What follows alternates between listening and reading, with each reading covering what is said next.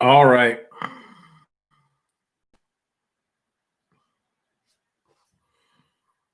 Rebooted the router. Got 24 down and 1.6 up. Don't know how long that'll last. Kyle, how's the audio and video?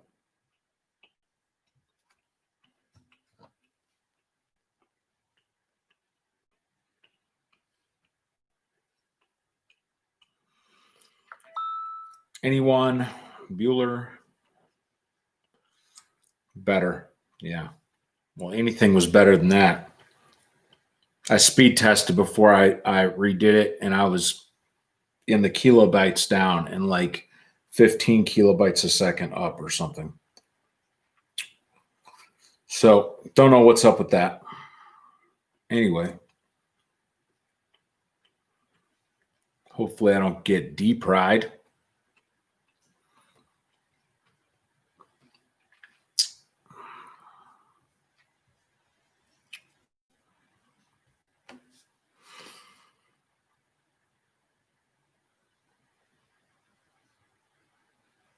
Okay, so where were we?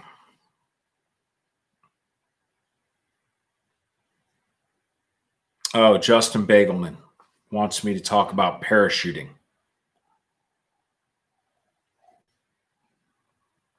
One of my not very favorite things to do. Thought I would really, really like it and did not really, really like it. What was my first time like? What actually wasn't scary.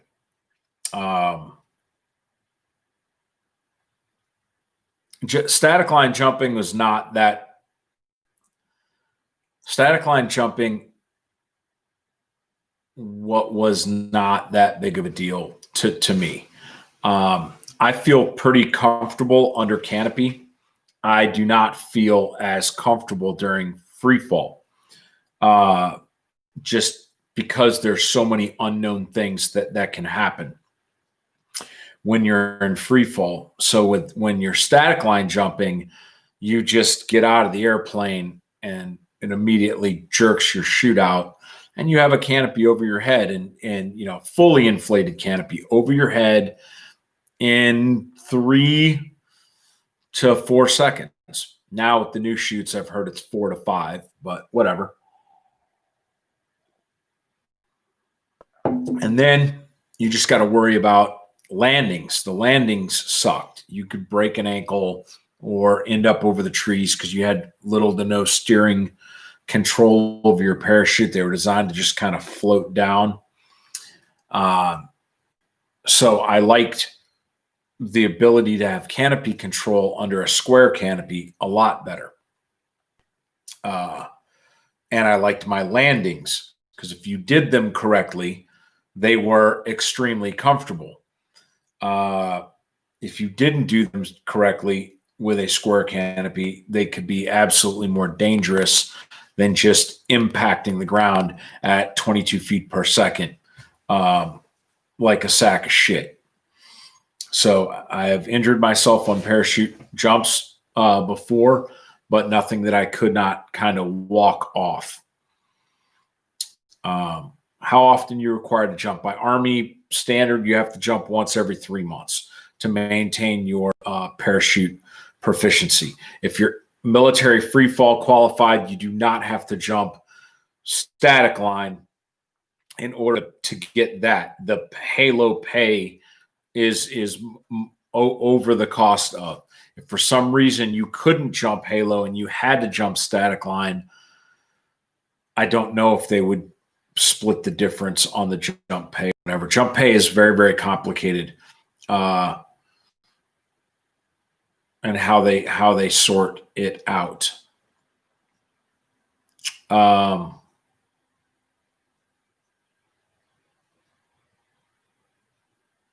But essentially, a lot of times they pay you and they pay you and they pay you and they pay you. And then when you go to leave your airborne unit, then somebody in finance actually looks at your jump log and does all the higher math and is like, oh, we overpaid you $680. Give us that money back.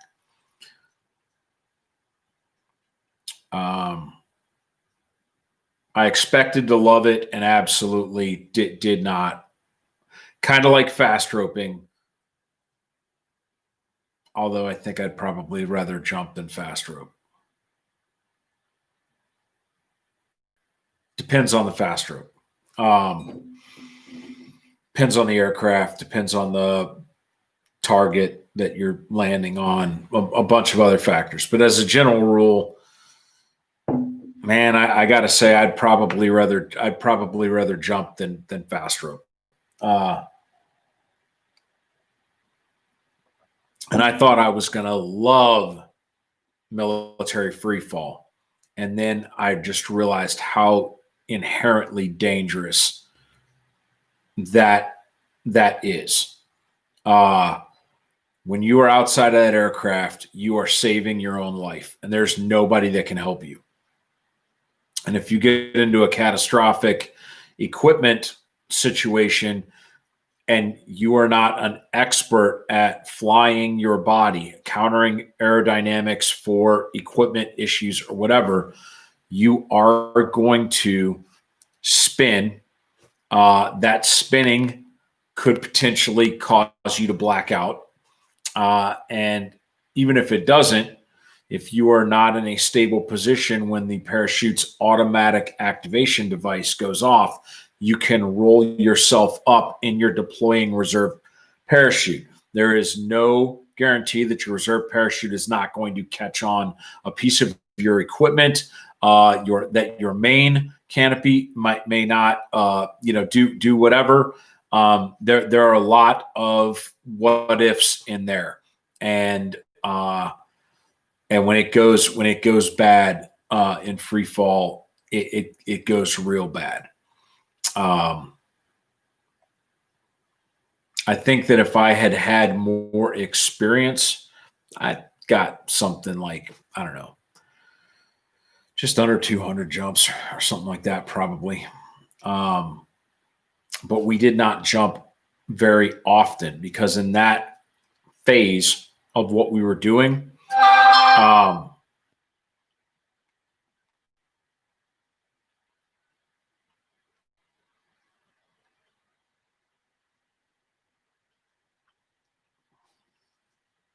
hold up, Blue Force Gear, wanting to know if I got some shit that y'all want that y'all don't know when it's coming.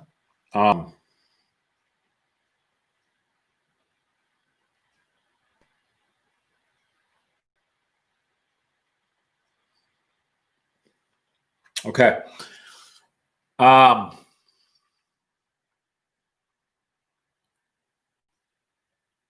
Where was I? I lost my train of thought. You're gonna die. You're gonna burn in. Oh yeah, and so there were people that were sky gods that loved it. They wanted to jump. They were adrenaline junkies, whatever, and they knew that our level of proficiency was not as high as it could be. Because we weren't freaking doing that. We had a bunch of other things that we needed to be working on. God damn it, Steven. And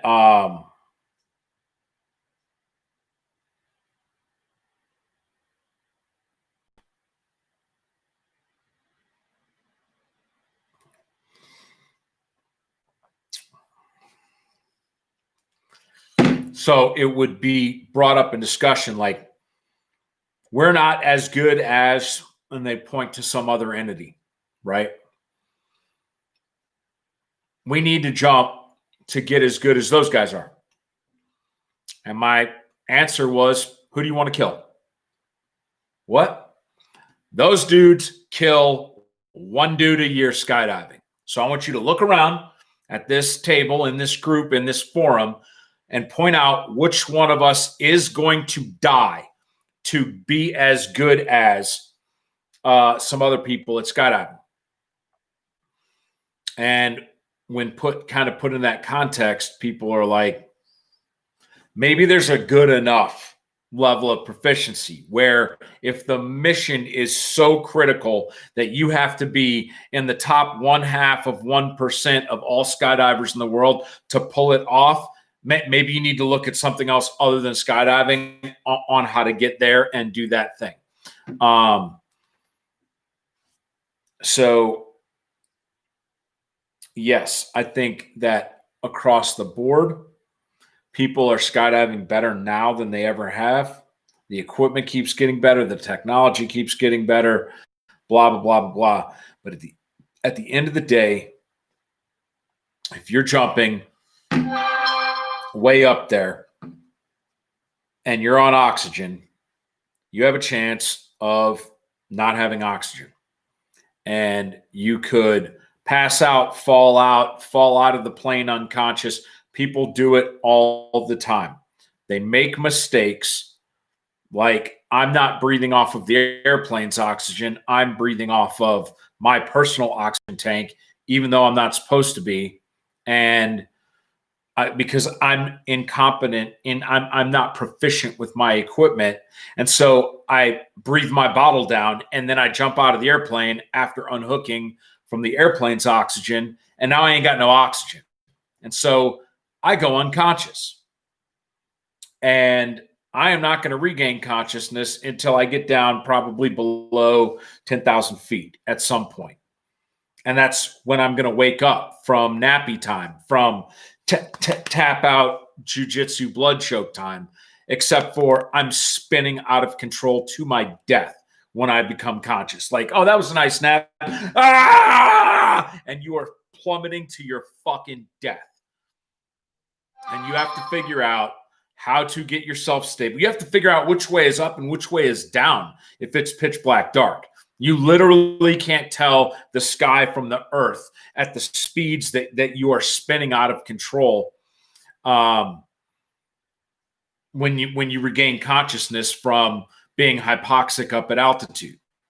So you have to gain your situational awareness. You have to identify where the ground is. You've got to face the ground. You have to get your parachute towards the sky. You have to employ your parachute at the right time. You have to take control of that parachute. And then you have to not land on top of anything that's going to kill you or misjudge the ground and hit it at 25 or 30 miles an hour in a downwind full thrust with a square chute. That being said, 90% of my free fall jumps were way more comfortable than my static line jumps. Once I got over the terror of the unknown of what was going to possibly happen to me, once poof, I had a square canopy over my head, I was right with the world. Land your ass on a postage stamp. Good to go. But between airplane and parachute deployment was not always a legit drop.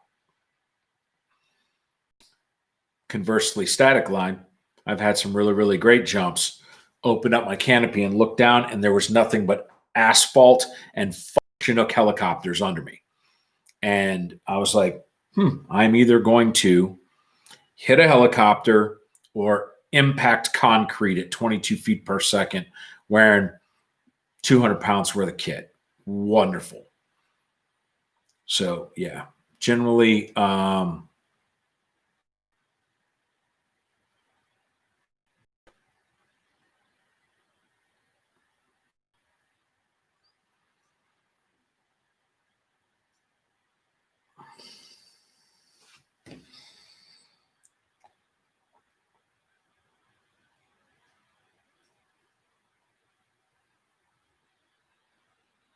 sorry, talking belts.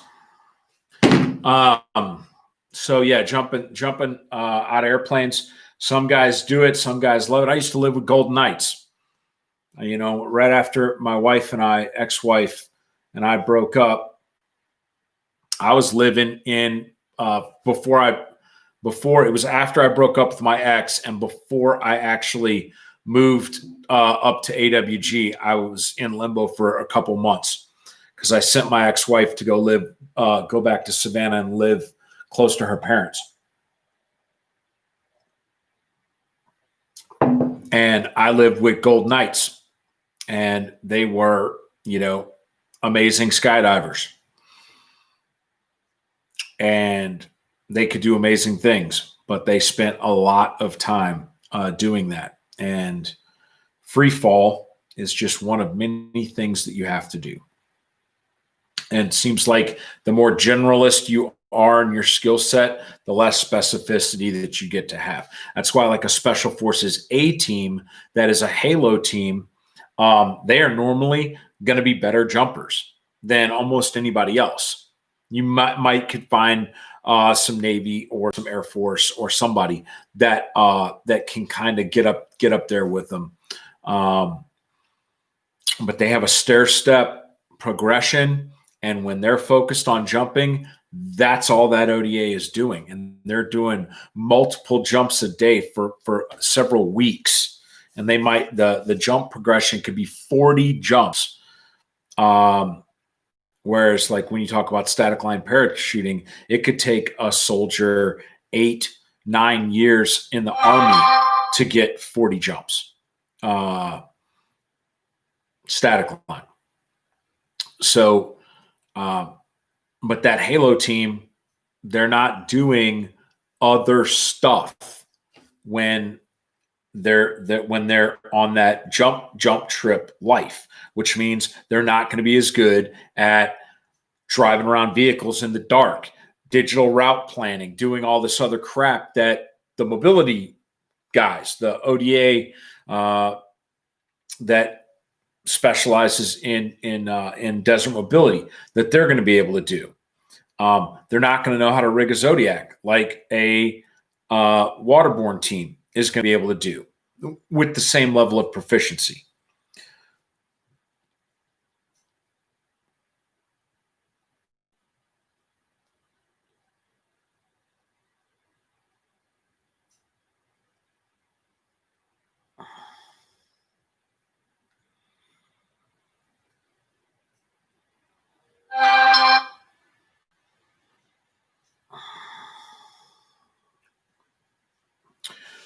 Next question.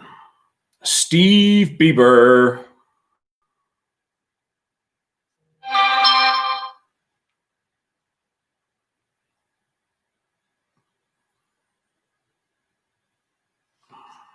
Let me silence this motherfucker.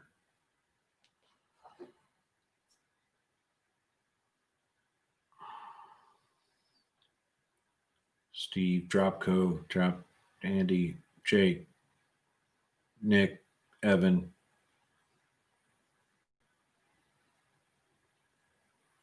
Steve Bieber.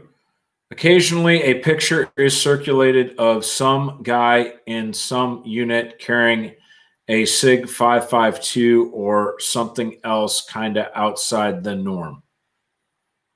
Can you speak to it?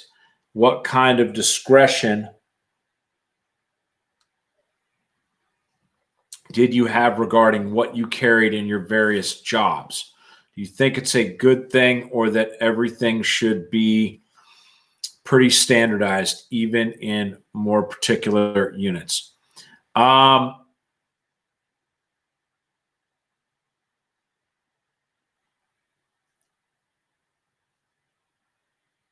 So sometimes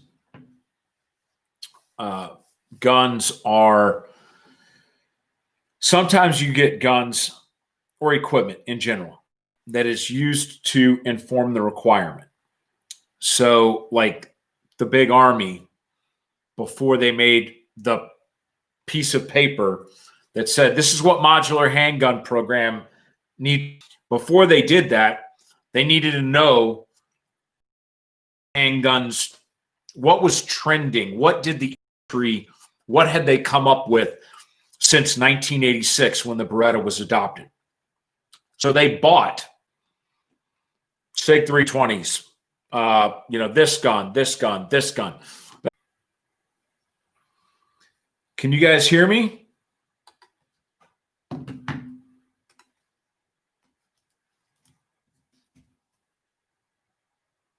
Okay. All right. So that's where you can kind of get some of the oddball stuff. When you start getting into like ODAs and places like that, you'll see a lot of people carry weird shit just to kind of be different. I did it when I was younger. If everybody was carrying whatever and there was something that was like different and cool and edgy, then I would sometimes, carry it if it made sense. And if I could find one, like we had MP5 SDs in Ranger Battalion when I first got there.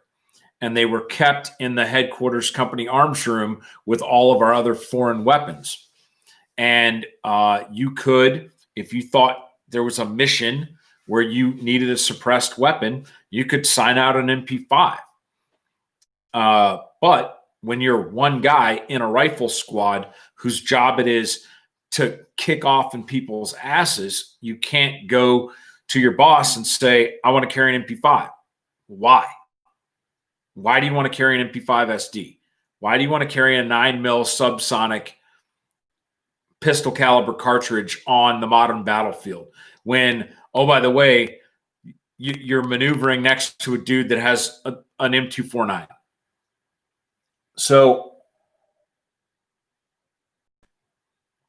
I think organizations that are able to police themselves are ones that can have a little bit more diversity, because if somebody is adopting a tool that is radically apart from the norm, then they're normally, well, first off, they're going to be questioned about it, and then they're going to be then the decision is going to be scrutinized. Like, yes, we think that's objectively reasonable that you would want to do this thing, but or no. And so we're not talking about like 7.62 versus 5.56. We're talking about like, yeah, I don't want to carry this M4. I want to carry a G36. So giving up magazine capacity, everything that comes with carrying a G36 over carrying an M4. Absolutely no gain whatsoever, and just a whole shit ton of problems with user interface of gadgets, height over bore, thermal shift under larger firing schedules, shittier trigger, no interoperability of parts. Like, if somebody walked up and said, I'd rather carry a G36K than an M4A1, like I'm going to be questioning that person's judgment. Like, the fuck is wrong with you? So that's where we kind of came with that. But there were some times where it made a little bit more sense. One time at band camp, I had to cut an entire machine gun team off of a mission, like an actual, mission. And so I told the weapons squad leader that he needed to carry a machine gun. He's like, I can't carry a machine gun by myself. And we had 240s. And I'm like, okay, cool. I get it. So I had access to some Navy folks. And I was like, yo, hey, why don't you give me one of them M60 E4s? And so I got an M60 E4 and came back. There's an assault machine gun. Now you have two belt-fed machine guns at that, whatever point, decisive point, in case one goes down, in case you need to split them for interlocking fields of fire, whatever. And that's when my weapons squad leader informed me, I've never shot an M60 machine gun. Damn it, I'm old. And at the time, I had just turned 30 the month before, and I'm old at 30. So I said, well, nobody's ever shot an M60. No single person in my platoon had ever fired an M60 machine gun but me. So when I'm getting on the helicopters, first sergeant's looking at me like, the fuck are you doing? You are the platoon sergeant. And we need 2 machine guns. And you let those dudes cut my fucking manifest. And I lost a machine gun team because of it. So I'm bringing a fucking machine gun in the event that that gun goes down, because our inability to have belt-fed fires down this avenue of approach for this other thing that is really fucking important is going to equal mission failure. And everybody was just kind of like, show me another way to skin that cat. My MDMP stated I need 2 machine guns, and I didn't have the bodies to carry 2 machine guns. So 2 machine gun teams. So that is an example of having some diversity. Weapon was not organic to me. Had to go sign for it. Had to get it from another element. So proficiency is always going to be a thing.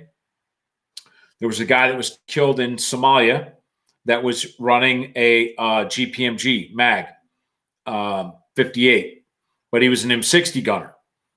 And the selectors are in completely different places on those 2 weapon systems. And according to somebody that was there when that person got shot in the head, they were attempting to disengage the safety on their M60 using their thumb instead of knuckling the selector over on a GPMG, and that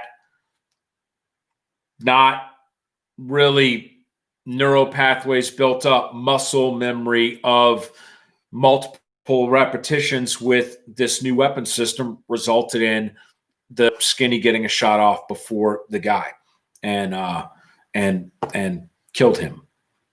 So another time when I had another boss, and I was asking him about, hey man, I want to use this other thing or whatever. And he was like, nope, stick with what you know. And he was like scarred over that event. When that dude got hit, it blew gray matter over the inside of the windshield, and he had to grab the cuff of his uniform and wipe the inside of the windshield, wipe that dude's brains off the inside of the windshield so he could see out of the window and give the driver directions. And he was a little bit disgruntled about taking free new sexy guns from people that are handing out free new sexy guns.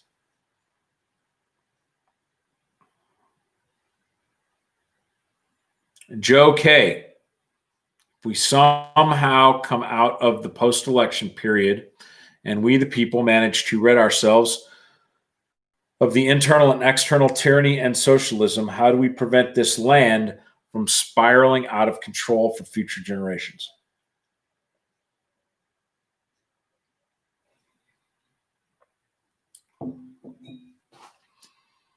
There are things that I would like to do that we can't do under the way that the Constitution was kind of written.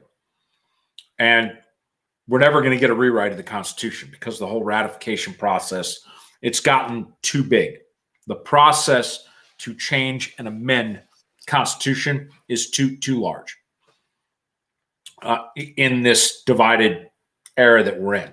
Now, if we had a war and beat everybody's ass and then force them with the barrel of a gun to ratify, which is what they did to the South in the Civil War, which is why there are multiple amendments after the 10th that are all your post-Civil War amendments that I personally believe are not constitutional, because they were literally,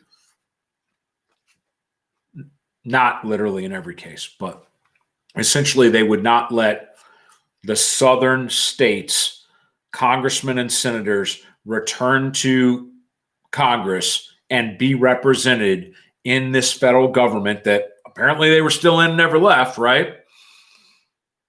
Unless those states ratified. So it was political blackmail. Ratify these new amendments, or your congressmen and senators are not welcome back in part of this process, in which case it would have been slaves. The entire South would have been slaves to the North because they would have had no representation whatsoever, and the government could have done whatever they wanted to all of those states. So if we had a war and California's like, no, we don't want to sign that new amendment or whatever. Fuck you, California. We will. You want us to come back down there and beat your ass some more? Then potentially we could see some changes to the Constitution. I would like to see a runoff election, coalition election. Like, I want to do some more research about like how Israel and some other countries are forced to do some type of like shared governance. I think in Louisiana, they have mandatory runoffs that the person that won has to have over 50% of the cast votes. So when you get into a good three-party system, what having a runoff does is, like, let's say I'm a Republican, but I really like the Libertarian guy. There's no fucking way I'm going to let the Democrat guy get elected. Well, that's what the runoff election is for. It's your opportunity to hopes and dreams, man. Maybe this is the year the Libertarians get it, right? And so I can cast a Libertarian vote. And my man totally fucking takes part of the vote away from the Republican guy. And but the Republican and the Libertarian together are over 50% of the voters. Real popular dude, like say Ross Perot style, right? Third party candidate. So if we had mandatory federal runoff elections in the same way that some states do now, you could have an initial election where you could be like, I'm going to go for the Libertarian. Libertarian gets his ass whipped. You're like, oh, balls. And then you have to have another election. And now it is, don't vote, motherfucker, or vote for the lesser of two evils to defeat Biden. See, but you don't have to do that until you have to do that. And I think that would empower a lot more people that don't, they're like, the idea of left, right is just, but they know that jumping into the middle is just pissing into the wind. So I think runoff elections at the federal level would be pretty cool. But I'm not politically savvy enough to know why that's a bad idea. There could be a good constitutionalist that could, talk to me about coalition governments and backdoor dealing, like kind of like what's happening with Kamala and Vice President Biden. We know that a bait and switch has been done on us again, just like the Burns supporters got fucked over last election. So you could see some puppet mastering, throwaway candidates.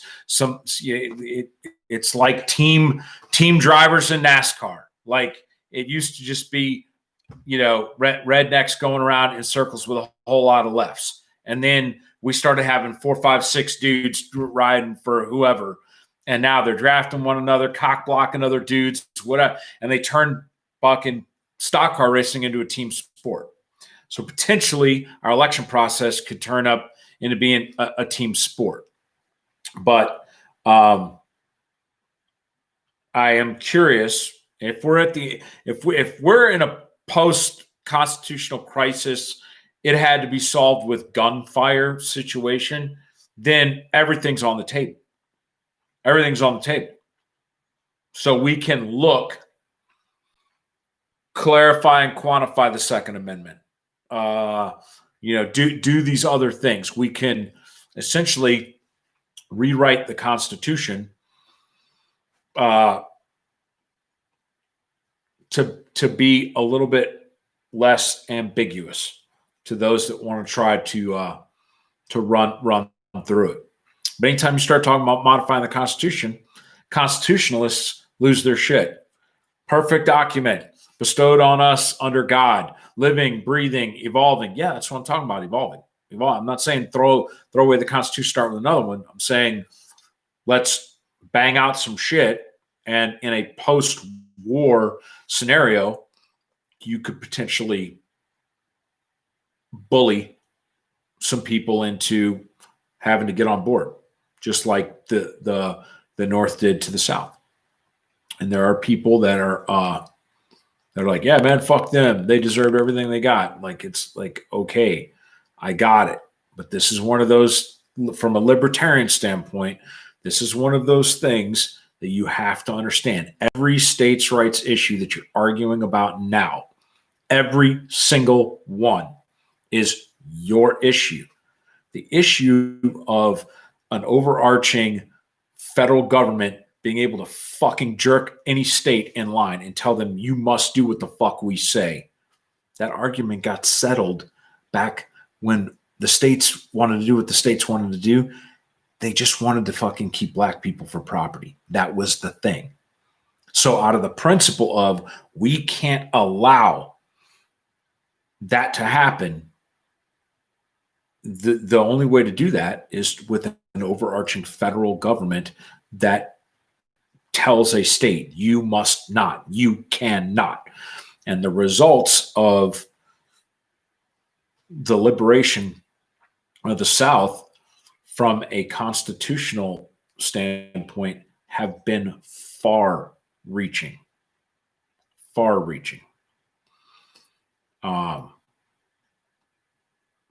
So it would be interesting to see how that works out. I would actually be afraid of some of what the right would cook up if we just gave them a blank slate and said, hey, let's do whatever we want, whether it be restriction of freedoms,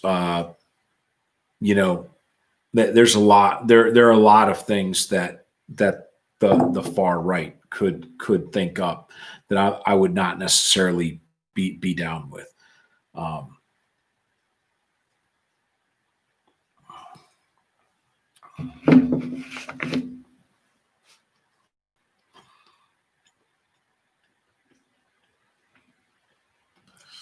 Daniel Bash.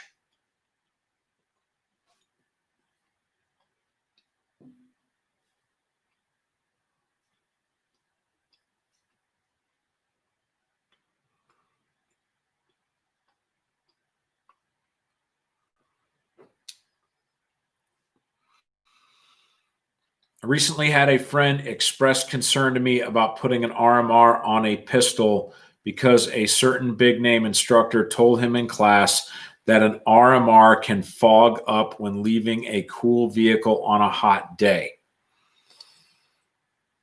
It sounded to me like he is worrying about a Sharknado, but I don't know everything.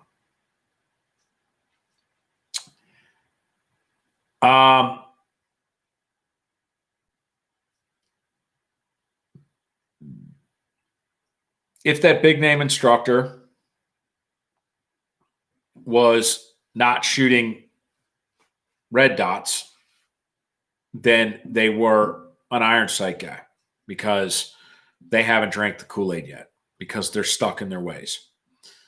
And so they're justifying reasons not to do whatever. You know what? When some dudes put some aim points on some cheap ass aluminum rails with hand tightened thumb screws and zip ties on them, there were a lot of inherent problems with that setup. And a 4.2 inch height over bore or whatever, a lot of inherent problems with that setup. We wouldn't have reflex optics on rifles today if they had not done it. So the industry is only continuing to step up, as this is not an enthusiast whack job deal. And I am not going to take credit for this. Did I influence the industry? Yeah. Yeah. Did I get on Red Dot way before 90% of my coworkers? Yeah. Yes, I did. Now, if this big name instructor is shooting an acro, same thing. What's the agenda? What's the angle? He's got a closed emitter optic. He's speaking, talking points. Not saying the talking points are false. Like, there are certain things that I have in my head when somebody starts asking me about Insight InGel. And those are my talking points because they are what I know about comparison of these various laser systems.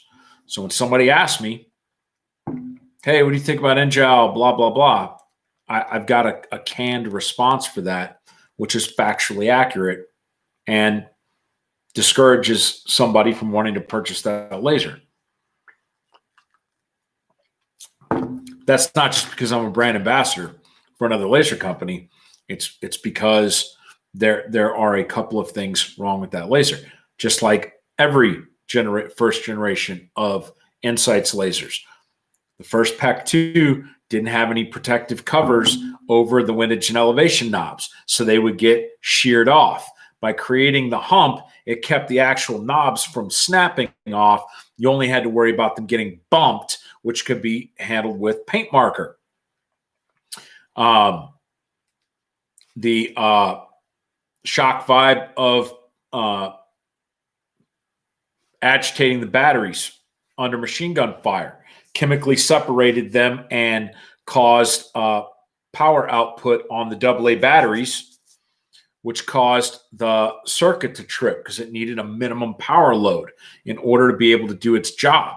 They went in and fixed the actual circuit board so that it required less peak power in order to stay fired up, which allowed lasers with serial numbers over 10,000 to be able to operate with AA alkaline batteries. Neither one of those were in the original PEC 2 design. So whatever I have about InGal, it'll be sorted out in another design, just like we're on like the 8th upgrade to MAL. So if you hear something bad about MAL, chances are it's already been fixed in a later generation. So anything you wear can fog. So he doesn't want you to put a pistol, doesn't want you to put an RMR on a pistol because of fogging. All right. You get out of your fucking car with sunglasses on or eyeglasses and you can't fucking see. I want you to not wear eyeglasses when you drive. I want you to not wear sunglasses when you're outdoors. Any transition from vehicle to outside of vehicle does not come, without risk. Closed emitters, because the vacuum, whatever the gases, that they can create a anti-fogging effect. So you would have probably a better chance of skin and leather and looking at a P1 pistol optic and seeing clean through that thing after air conditioning to outside transition. Treating your optics, cat crap and stuff like that, greatly affects that as well. So I don't work down in Florida, so I don't know if my RMR would shit the bed like that. I have pulled my RMR out from under my, steamy shirt in the wintertime and exposed it to the cold and not really seen a whole lot of issues. But I try to stay up on treating the glass of my optics with cat crap. So for me, I think eye protection is especially if you're wearing prescription and not contacts, eye protection is a much, much bigger issue to tackle. And going from outside to inside, All right, so you get out of your whip, sunglasses aren't fogged up, you walk to the front door of the house, knock, knock, knock, can I come in? Can we come in? Take your sunglasses off so you can see in the house so you don't get fucking snuck. And now you have no eye protection on. It's just cost doing business,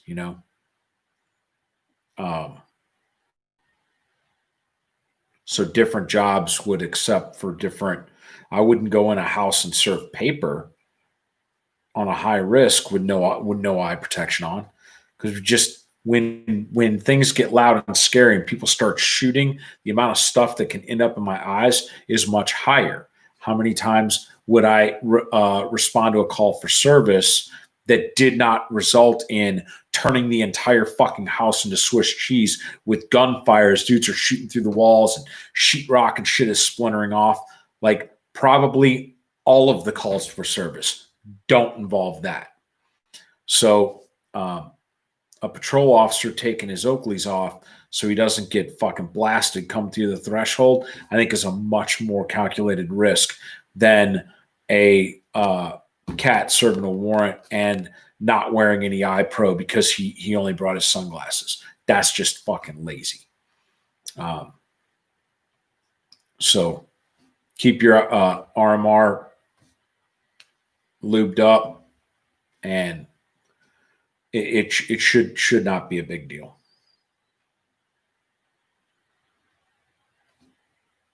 Andrew Peterson, was the Carl Gustav as badass as the internet makes it seem? Did you get to mess with one? Watch. Yeah.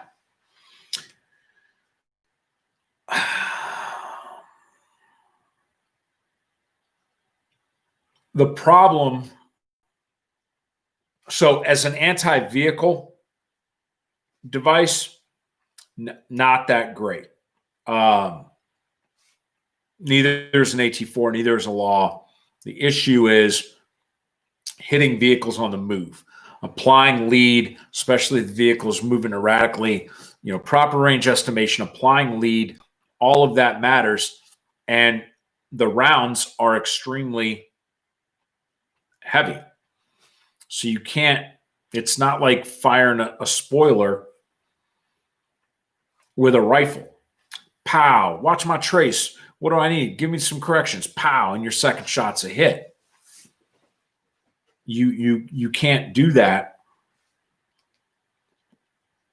as easily with rockets.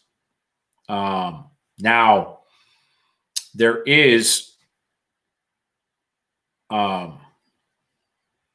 sequence firing, pair firing, volley firing. I have to go back and look at my old 7-8, but they had a lot of anti-tank tactics, techniques, and procedures in the infantry platoon and squad manual. And the one that was most recommended was sequence firing. So 3 of us all have law rockets, and I decide, I take my swag, and I'm like, 275. And I'm calling that's the line, the range line I've lined up on. 275, half lead or whatever. Boom, I fire. Everybody is watching. And it goes right behind his vehicle. So the next dude that already has his rocket prepped, 275, full lead, left to right. And he fires. And then he hits, and the vehicle now spins, and the track goes off, and it's kind of smoking, but the turret's moving. Maybe the coax is shooting at us. And that's when it's like, volley fire, 275, no lead. And everybody's like, do, because the range has already been figured out. The problem with sequence firing is that if you miss, you've lost your shotgun pattern of increasing hit probability. And if the person can get away, jump down in a wadi, do whatever, you might miss your kill. but you certainly aren't wasting as many rockets. So with the Carl G, if it's being employed in a Carl G section, we have multiple guns. You can get guns on target pretty quick. If the Carl G is off by itself, and normally dudes aren't in cool guy soft units, they're not humping heavy ass equipment like that. They don't want to. So the Carl G will be carried on a truck or something like that. It is very rare to see a cool guy running around with that crew served weapon as a one-man gun team when he's got buddies right over there that are carrying, stupid shit like MP7s because that's how fucking lazy they are. In larger elements like the Ranger Regiment, that's that guy's duty position. He doesn't really get a choice.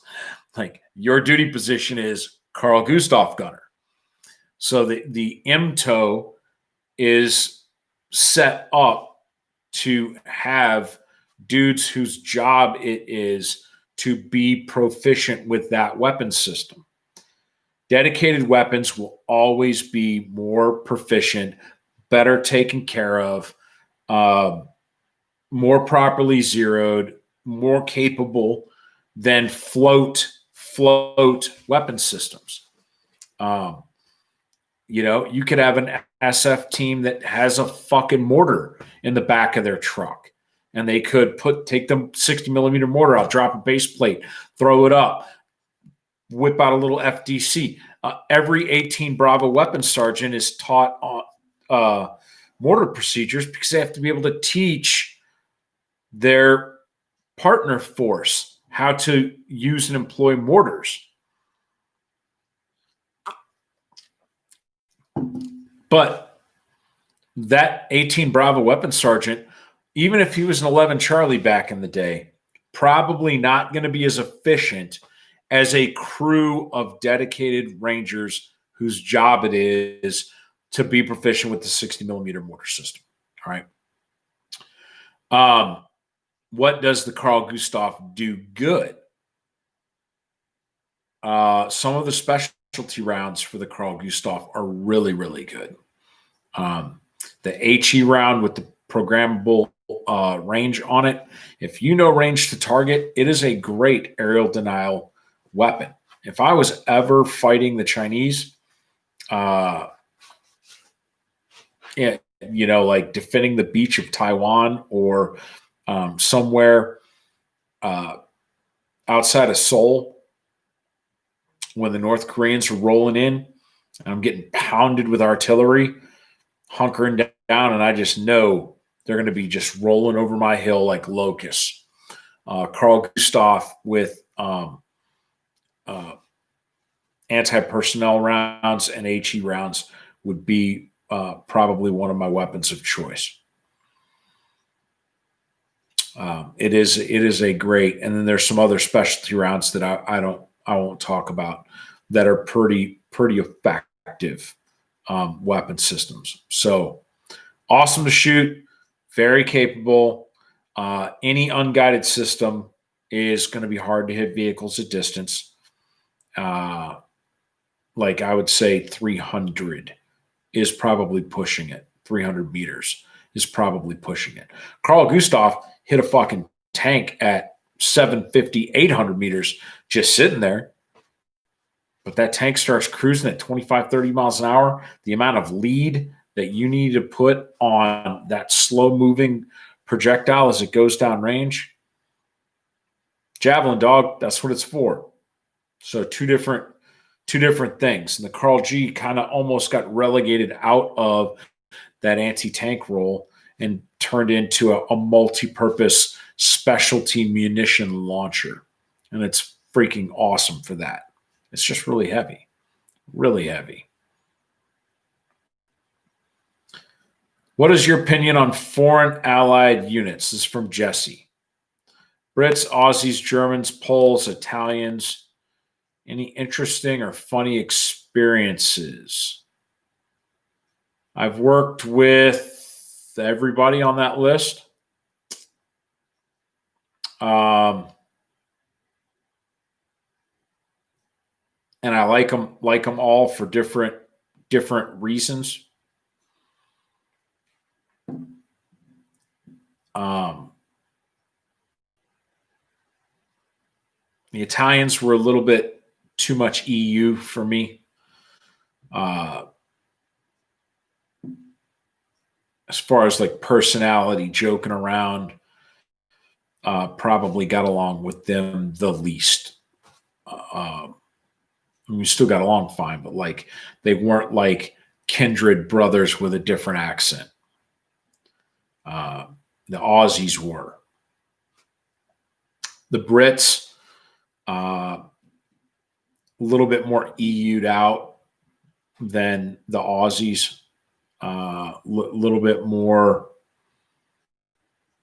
refined and polished than the Aussies, but again, also just solid, kindred spirits. And then the Germans and the Poles, outstanding as well. Not because of the language barrier or whatever, like same kind of vibe as working with the Brits and the Aussies, but not as I did not feel as comfortable bantering with some of these guys when it was obviously their second language. And so you would see there would be some nuances of team room, joking around banter that would get lost in a German deal. And now you're talking Eastern European, Germany, I know, but like a lot of those dudes are on from the Eastern side. So you would get into a little bit of difference in culture stuff as well. I absolutely love the Poles, though. Those guys are freaking awesome. They hate them some Russians. So they're good shit.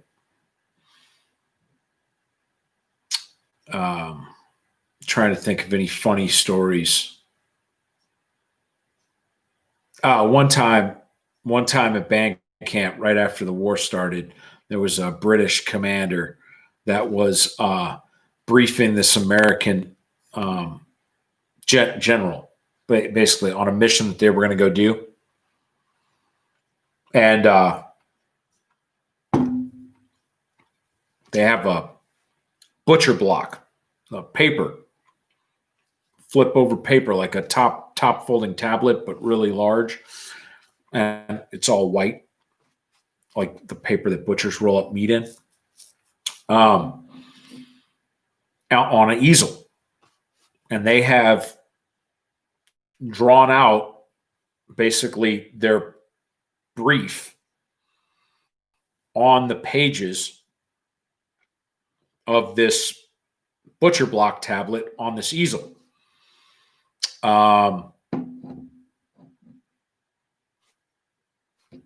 There was a Proxima projector and a pull down screen and a LAN network, whatever.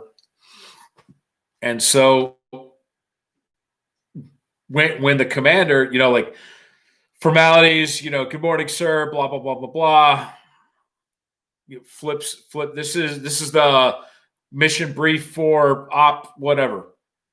Flips the cover sheet over, and the commander getting briefed was like, hold up. You guys don't have any PowerPoint, like something on digits, like a PowerPoint presentation, perhaps. And the commander, the Brit commander, like did not miss a beat.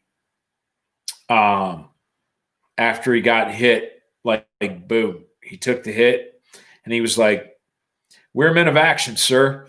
PowerPoint does not become us." And he flipped right back around to his paper and started flipping through his charts. And I was in the back of the room like, "Bah, that is awesome." So that became my mantra. Anytime I got caught, having to do slides, I used to throw that out there. We are men of action. PowerPoint does not become us. Doesn't work in the American Army, though.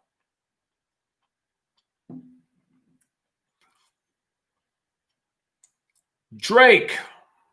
Chuck, how do you convince someone, your buddy, or someone's captain, your buddy's captain, that red dots on pistols are viable?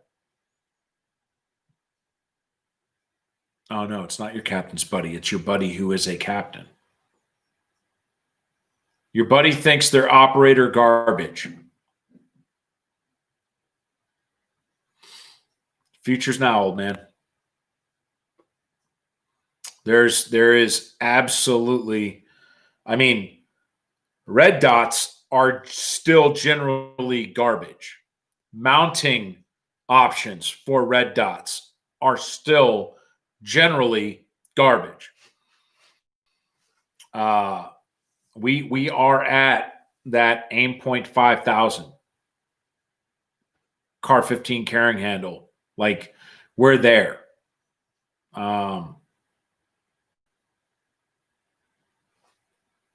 The next genre of red dots, I believe, are going to be the flat top 1913 standard, ruggedized, designed for operational use red dots. They're going to be the equivalent to the M68. Unfortunately, the M68 CCO, which was the Aimpoint competition Aimpoint with, and it was anodized black, and it was not very durable. The Comp M2 was a much better optic. But, the first M68 didn't hit the Ranger Regiment until 97, early 97, late 96. And 82nd had them by 98. So they came on fast. But the Comp M2 didn't get out there for several years. So we had, tens and tens of thousands of old Aimpoints that went into combat. So if you really want to try to convince your buddy, the captain, I'm assuming you're talking Army. If you're not, and you're talking LE, you need to get with Jim Dexter, and you need to get the info dump that he has. Jim's collecting all the LE red dot data that he can get, example policies from various departments, testing, accuracy, control group, academy, red dot versus iron sight, like everything. He's kind of tried to make himself the centralized repository for red dot data for LE, for guys that I want to see about getting a pistol red dot program approved by my admins. Everybody, go see Dexter. Go see Dexter. Go see Dexter. Because Dexter's got like the folders with all the documents, like how much you want. Now they're starting to collect OISs. How many people have been burned down with red dot pistols? So the evidence is compelling.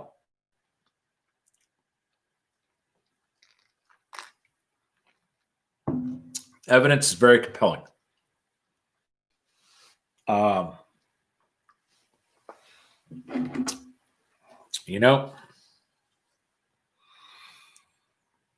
Sight drifting under recoil.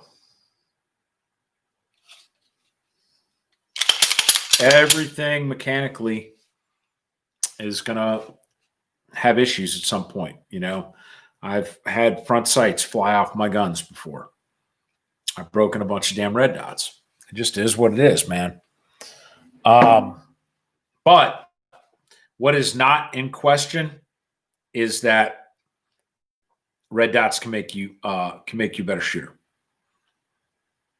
especially a more accurate shooter. And it's all about that accuracy.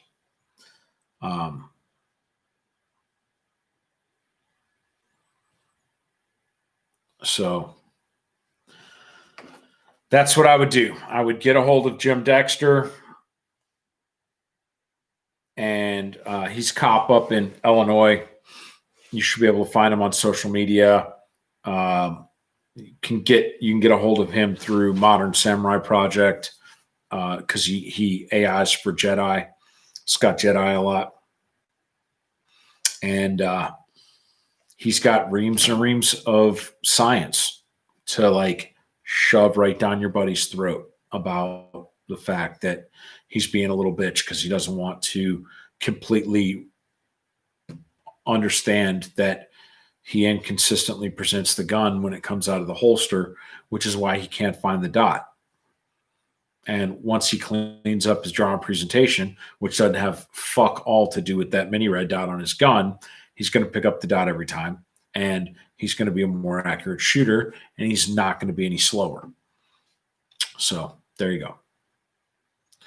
Chuck, glad to see you getting around. Planned on going to the training summit, but the Rona has been harshing your gig this year. Yeah. Anyway, it's also hurricane season, and it has me thinking about flotation and buoyancy again. If getting kilts in the streets is your least favorite thing, and we know that it is, getting drowned in the streets would be a close second. I could get on board with that, Jack. You are aware of solutions being offered by SNS, First Spear, and Mustang Survival. This isn't for standard maritime operations, but for standard Louisiana flooded operations. So, yeah, I mean, what are you looking for? Obviously, since you threw those out there, you're not looking for integrated armor and life preserver shit. If you're not looking to change anything and you just want something to throw on, something like under the arm, we called them B7 life preservers. They were the jelly bean shape when inflated things that went up under your armpits, and you wore them over your whatever, strapped them down, and then they had two separate CO2 cartridges, and you pulled them and fired them like a buoyancy compensators, emergency, whatever the hell. And they could carry B7s because they were designed to keep a fully equipped static line jumper, which maximum load weight on a static line rig is 360 pounds. They're designed to keep a 360 pound deal afloat. So I think a single one was designed to keep 360 pounds above water or whatever. And the cool thing is you can kind of put them on like a Miami Vice shoulder holster, and then you zip, you tie it up across the chest strap. And then once you get out of the water, you can just untake it and, take it and take it off, and you're good. Throw it in your whip once you get back on dry land or whatever. You're not having to have a separate armor system for, like, as you said, dedicated maritime ops. That's why the B7 was so legit for paratroopers. If you are coming in over the ocean and then you were going to be dropping over land. As soon as you got feet dry, they could be like, take off your B7s, and you could remove your B7 harnesses, put them in a bag, pass them forward, so you weren't having to jump out of the airplane with a life jacket, a life preserver system on that you were then going to have to take off in addition to trying to get out of your harness when you hit a hot drop zone. So it was removing some of the straps and crap that you would have to cut or unbuckle in order to extract yourself from the parachute and get into the fight on a forced entry operation. And I know that they probably still have the up under the arm expandable ones. That's what one of the first Spear deals with, the integrated cummerbund. That's essentially what it was trying to do, was create a B7 life preserver like effect by stowing that in the cummerbund system of the vest. Jay Johansson, hope you're doing well. Chuck, I really appreciate that a man with your background and knowledge is so accessible for normal folk. Well, for now, at least, we'll see. I will stick around as long as it is safe for me to do so.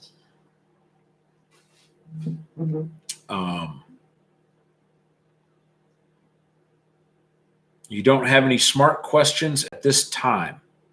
So here's a stupid one instead. Yes. I am back in early World War I.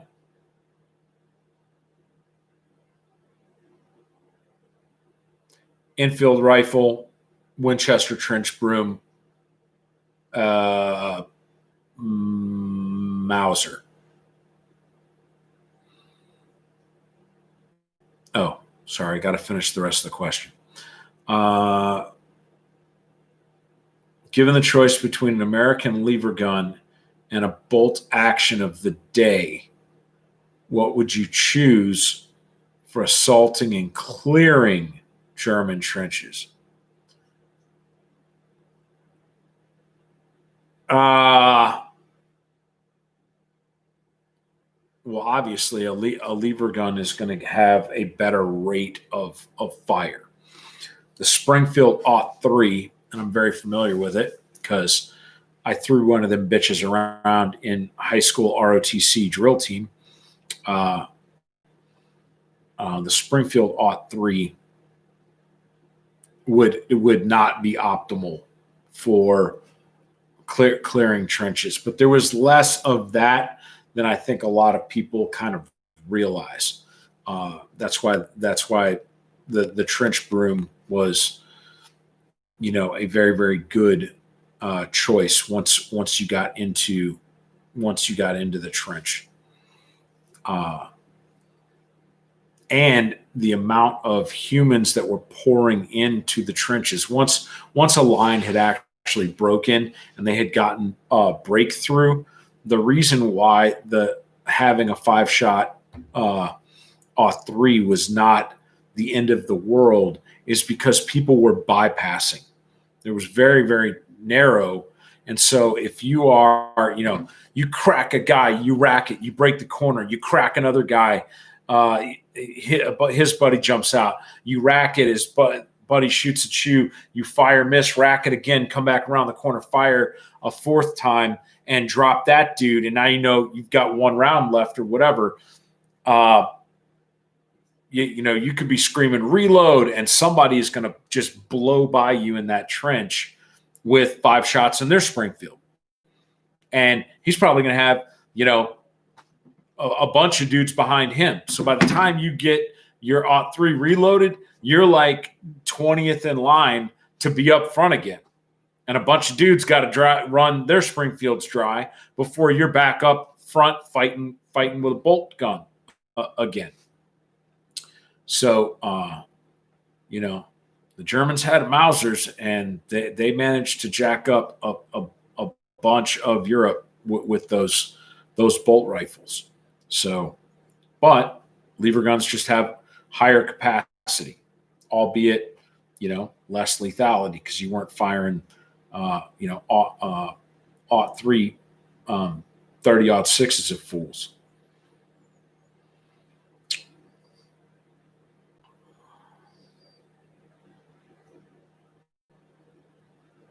After the lines had pretty much stabilized, though, there was almost no actual breakthroughs.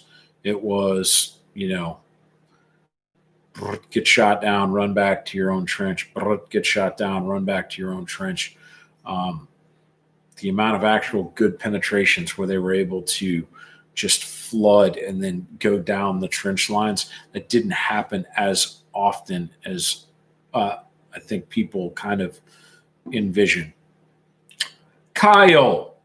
Hi, Kyle. Sorry you sprained your ankle, buddy. After your live video on the way to the ridge, you got Starship Troopers.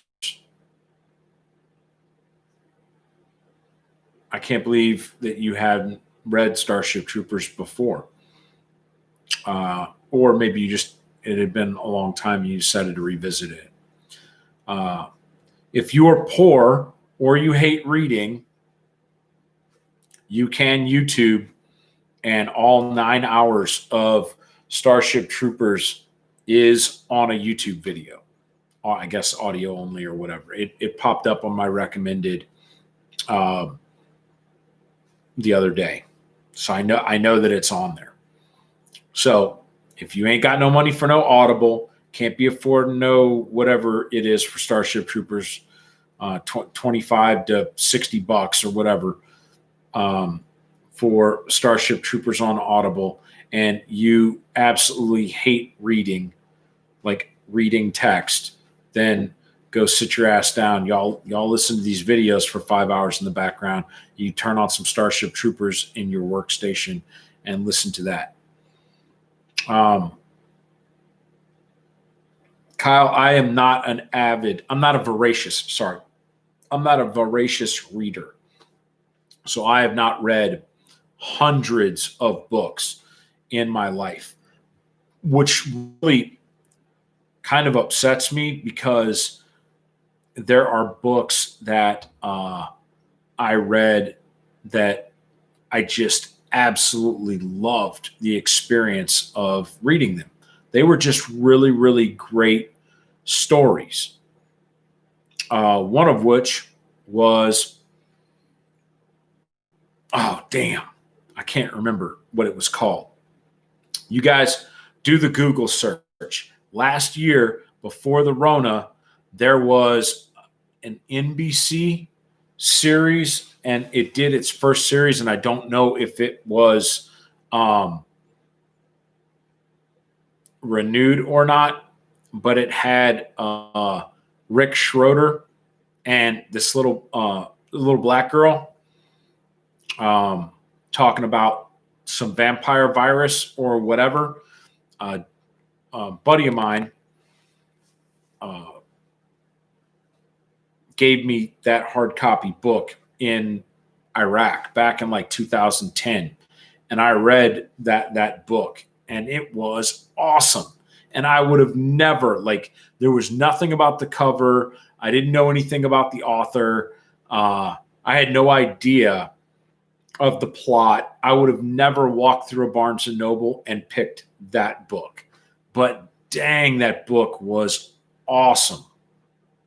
And everything that happened in season 1 of that series that came on last year, I'm waiting for somebody to drop it in the comments section. What the name of the series, I think, was the name of the first book. I think there was a subsequent follow-on book, but not to be total spoiler alert of season 2 if it comes out, but everything that happened in season 1, that's kind of like the first chapter or the first part of the book, like this vampire virus breaking government containment. And then the book just stops, and then it starts again, and it's decades, if not 100 years. It's a long time, and it takes you to a human outpost in a planet that's been completely overrun by the vampires, and the only thing that's holding them back is their electric generation capability and their lighting systems, and they're literally trying to rebuild inside of this walled community, but humanity. And they talked about a time when their electric generation capacity had stalled out for something very short, like 6 minutes, and it resulted in 32 casualties in the compound before they were able to get their lights back on. So the entire rest of the book is this post-apocalyptic, vampire-infested wasteland where the only human beings that are left alive are in these enclaves with basically white light spotlights holding the vampires at bay. The Passage. That's it. That's it, Kyle. So the book, The Passage, was really, really good. If you missed season 1 of the NBC show, or you thought that the show was kind of stupid, it was because that show was all done in the present, and so it was essentially just the first chapter. But yeah, spoiler alert: it doesn't work out for the humans. They are not able to contain the spread of the vampire contagion, and but the vampires are not intelligent. They're not intelligent like Daybreakers, that Ethan Hawke movie, where the whole world is vampires and they're harvesting humans, but they've eaten up all their food source, and there's less and less humans around, and the vampires are like all jacked up. So vampire society is starting to crumble because there's no good stock of humans to eat on. It is not like that. The vampires are very much like primal, like creatures. So yeah, the Passage are, no, the vampires are not sparkly, Sparta. The Passage was just one of those. Dang, that book was freaking awesome. So I know there's thousands of just really awesome reads like that I have not had a chance to see. But let me think of some other ones. I mean, there's a lot of what I would call classics, but obviously you need to read every book that Tom Clancy ever wrote when he was still writing them and before he started using ghostwriters and shit. When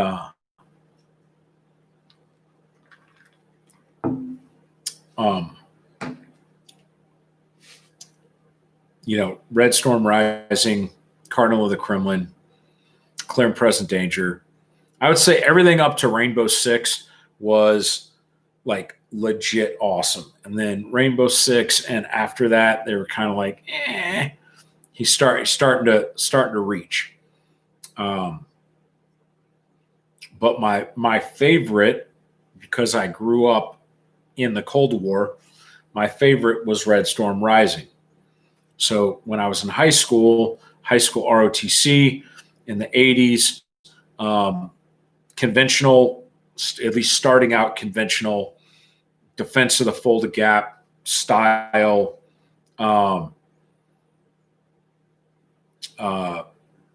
military fiction was kind of my jam. So Red Storm Rising talks about that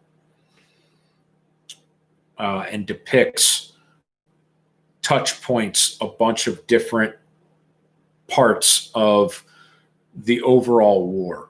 The war in the North Atlantic, submarines, carriers, bombers, the air war over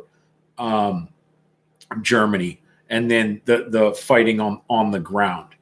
And Clancy goes into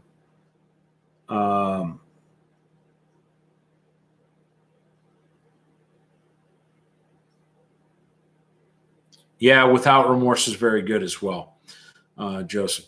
But yeah, Clancy basically painted a picture of individual experiences in this larger war. So if you kind of knew what the Warsaw War Plan was and the NATO defensive plan, Clancy created he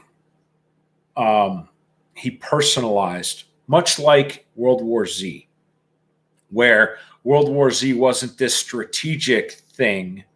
It was the history of the strategic thing through after actions reviews of individual experiences during different phases and places within the zombie apocalypse. If you have not read World War Z, the actual book, you need to read that as well. Very, very good story. Red Storm Rising, same way. So you're going from, a 688 Los Angeles fast attack commander to a stealth fighter pilot to some Air Force dude that's in Iceland, and the Russians take over Iceland to be able to use the airfield to launch backfire bombers down and try to stop the North Atlantic Fleet, American North Atlantic Fleet, from moving the Reforger transportation ships across the Atlantic and reinforcing West Germany. And so there's a little bit of insurgency shit going on where this Air Force guy is able to escape and get off of the Air Force base. And now he's E&Eing and harassing, attacking Russian units that have taken over the Air Force base in Keflavik. I think I'm saying that right. And then there's a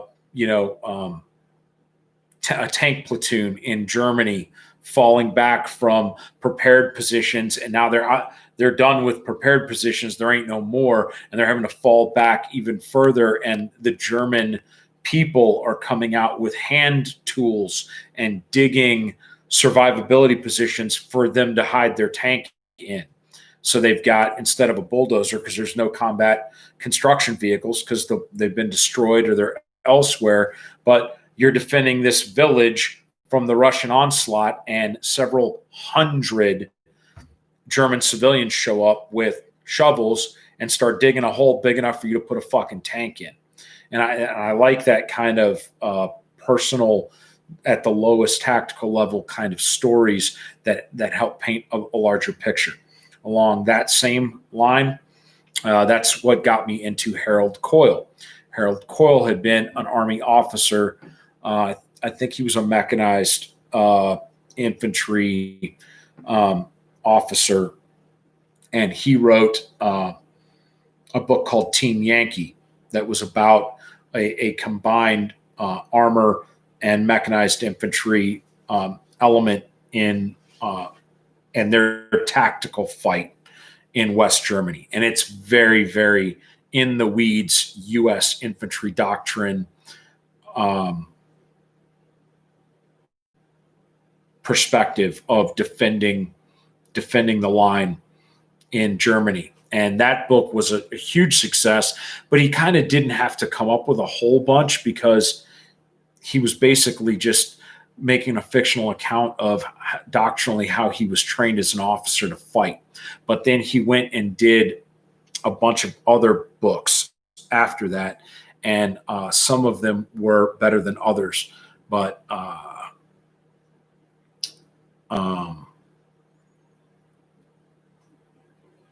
Sword Point was about U.S. Fighting the Russians. The Russians came in and seized the Iranian oil fields, and the United States went into Iran to fight the Russians in Iran. That was a pretty good one. And then he started doing some stuff about a conflict with Mexico, but his shit was all, active duty military based. At the same time, same genre, there was a dude by the name of Larry Bond. He did a version of the Team Yankee that Harold Coyle had done, but he had done it in South Korea. So if you want to read a book about what it would have been like to be U.S. troops in the 80s on the DMZ and fighting North Korea and defending South Korea, then Larry Bond's book is good. And I can't remember what his first book is called. I think it had Phoenix in the name.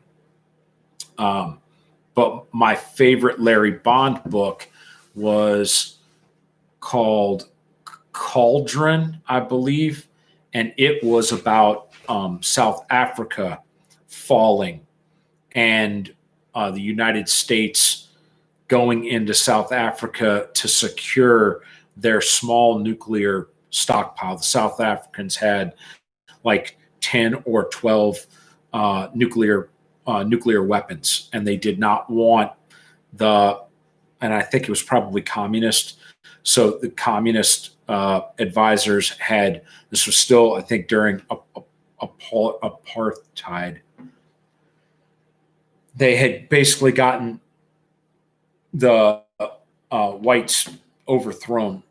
And that was the first techno novel that I read that talked about the 160th and the 75th Ranger Regiment, and the Rangers actually jumped in on the Pandabla nuclear weapons complex in South Africa and had to fight through the bunkers and the survivability positions to protect that nuclear stockpile.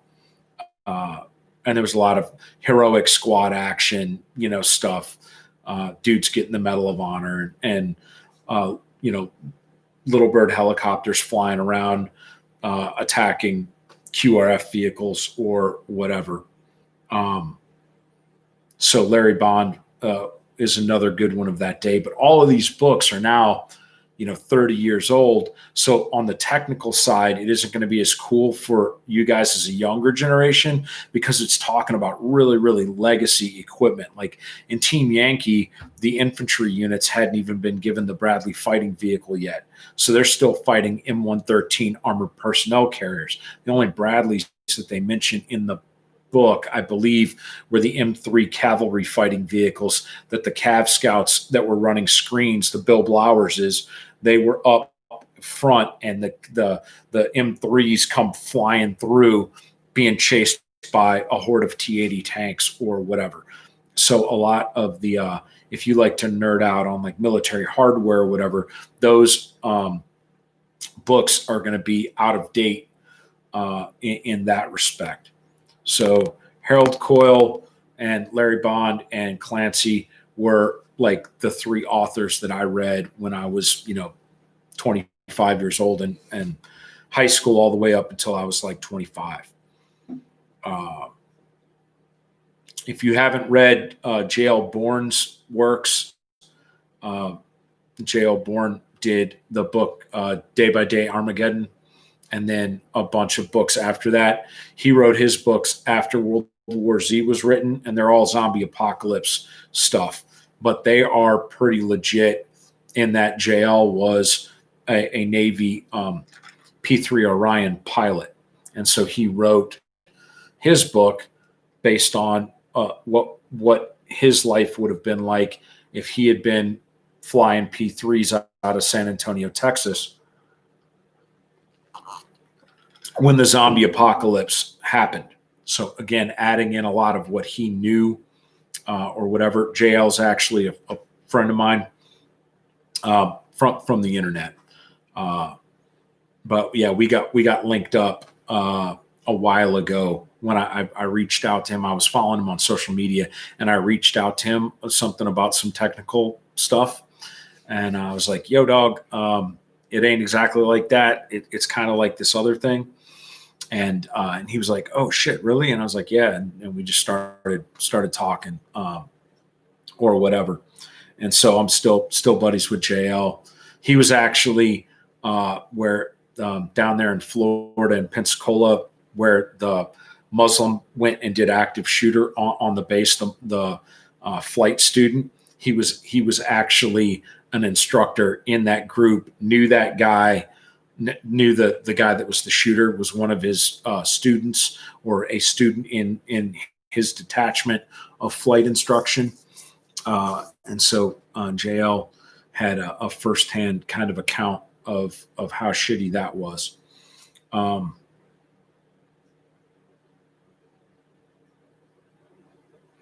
Yep. Kyle says he's read some JL. JL got off of the zombie thing, and then he did Tomorrow War, which was like a post,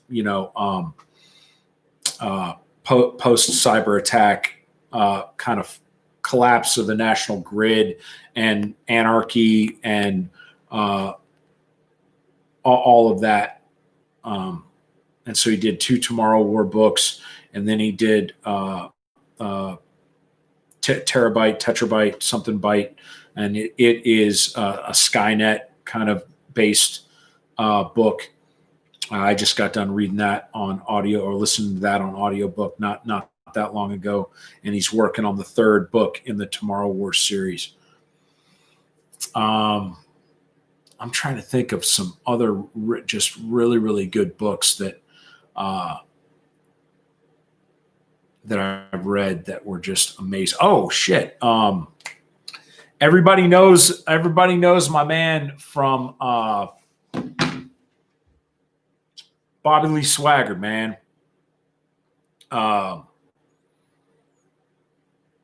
Shooter, which was point of no return, or point of something point something, is the book that thank you, Steve Hunter. That book started the Bodily Swagger genre of books. But before Point of Impact, thank you, Kyle, the first book that I ever saw Hunter on was called Day Before Midnight. And that book is legit. It is about Russian Spetsnaz GRU guys that are pissed off that Gorbachev has given the whole farm away to Reagan in all of the talks. And they find out through a series of espionage actions that the United States has made an independent launch capable, meaning the silo can launch without the nuclear codes being transmitted to them, an independent launch capable silo, and it's hidden in Maryland. And it has a MIRV package that is essentially a decapitation strike package that can hit all of the command nodes and everything. And so the Russians, this disenfranchised Russian special operations unit that had seen multiple conflict in Afghanistan, they hatched this plan to come to the United States, seize the missile silo, and then launch it, because it doesn't need the codes from NORAD to do that, launch this one nuke at the Soviet Union, starting World War III, to basically inspire the Russian bear to not surrender under glasnost or peace. And it is about the Russians gaining access and taking the silo away from the Air Force. And then there's a fail-safe thing. I don't want to give away too much of the plot, but a fail-safe takes hold. And they knew about the fail-safe, and they brought mitigation capability to get around the fail-safe, but that would take 12 hours to do. And when the fail-safe was enacted, it sends out like a signal saying, hey, the fail-safe is in place. And so the entire book is what the Department of Defense and government could throw at that silo in less than 12 hours to take it back. So it's this hodgepodge. I mean, tomb guards from the 3rd U.S. Infantry with state troopers with pump shotguns, and the Maryland National Guard, and Rangers diverted from NTC rotation, literally in the air, flying back to Fort Benning or Savannah, getting diverted and brought into the area, and then this infantry assault on this nuke silo to take out this band of 50 or 100 Russian commandos. And so that book is pretty cool. Again, not completely technically accurate. Some of the commandos are running around with Uzis and shit. And it's like, all right, man, you got your stuff from watching Chuck Norris movies, but not exactly how that would go down. But still a very, very cool read nonetheless. So Day Before Midnight by Stephen Hunter, another big thumbs up from Chuckster. If I think of any more, I'll let you guys know. Moving on.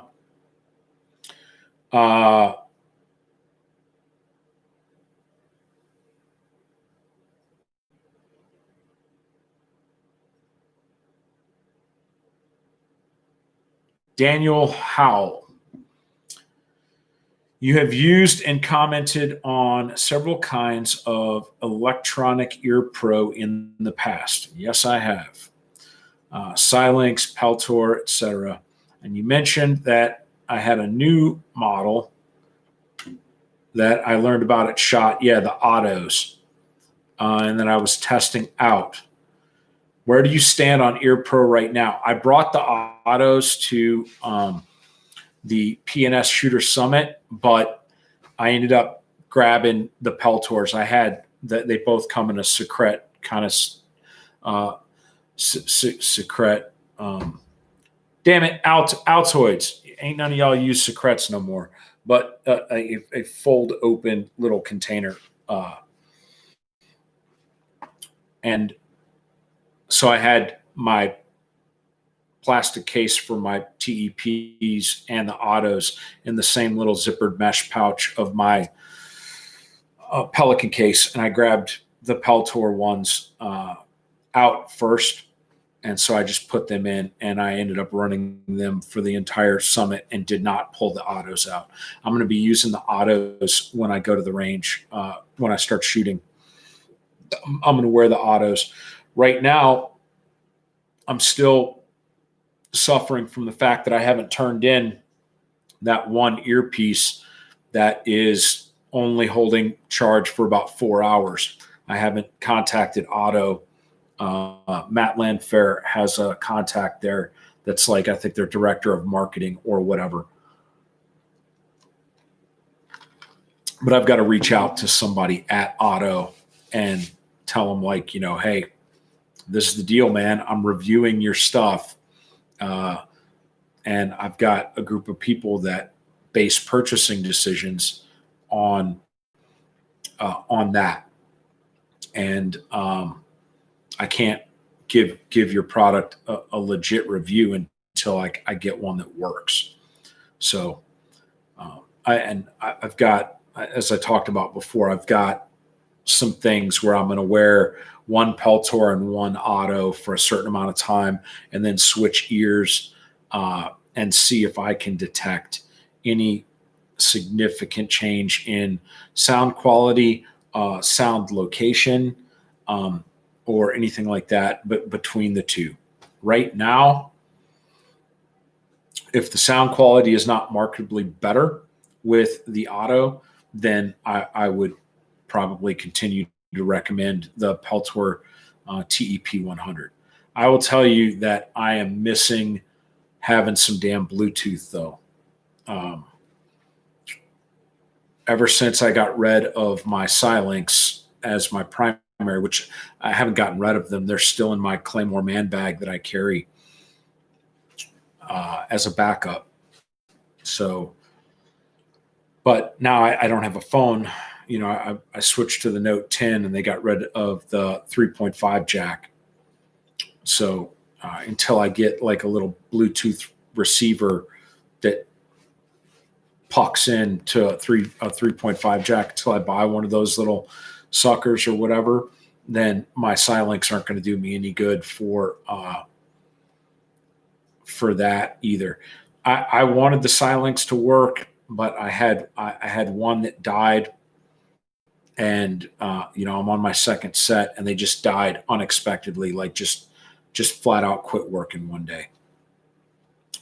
But the button on the Silinks gets activated very easily, so I would not store the Silinks with a battery in it. I would remove the AAA battery every time I was done with them and rolling them up to stick them in something, unless you had some type of, again, little small case that you could put them in, that something is not going to push or activate the button inadvertently.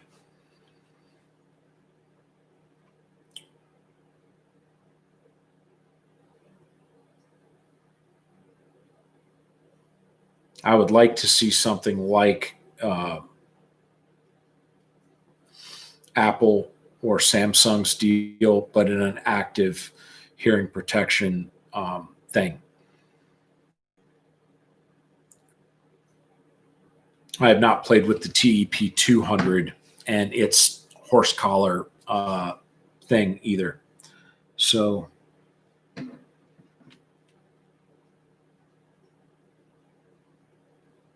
what are you saying, AT?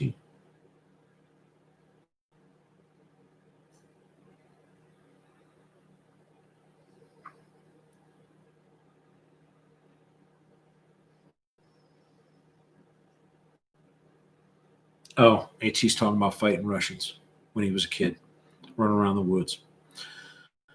All right. Chris, 44. Chuck, any thoughts on covering a canine handler during a track? I recently covered a canine team on a track looking for a shooting suspect. It was like following a point man that was on crack. Yes. Did some research and learned that dogs can be trained to do proximity alerts. From what you understand, the dog would stop and alert the handler when it was in the general area of a suspect. That is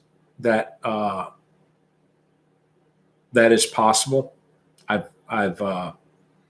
There are military dogs that are taught not to actively alert.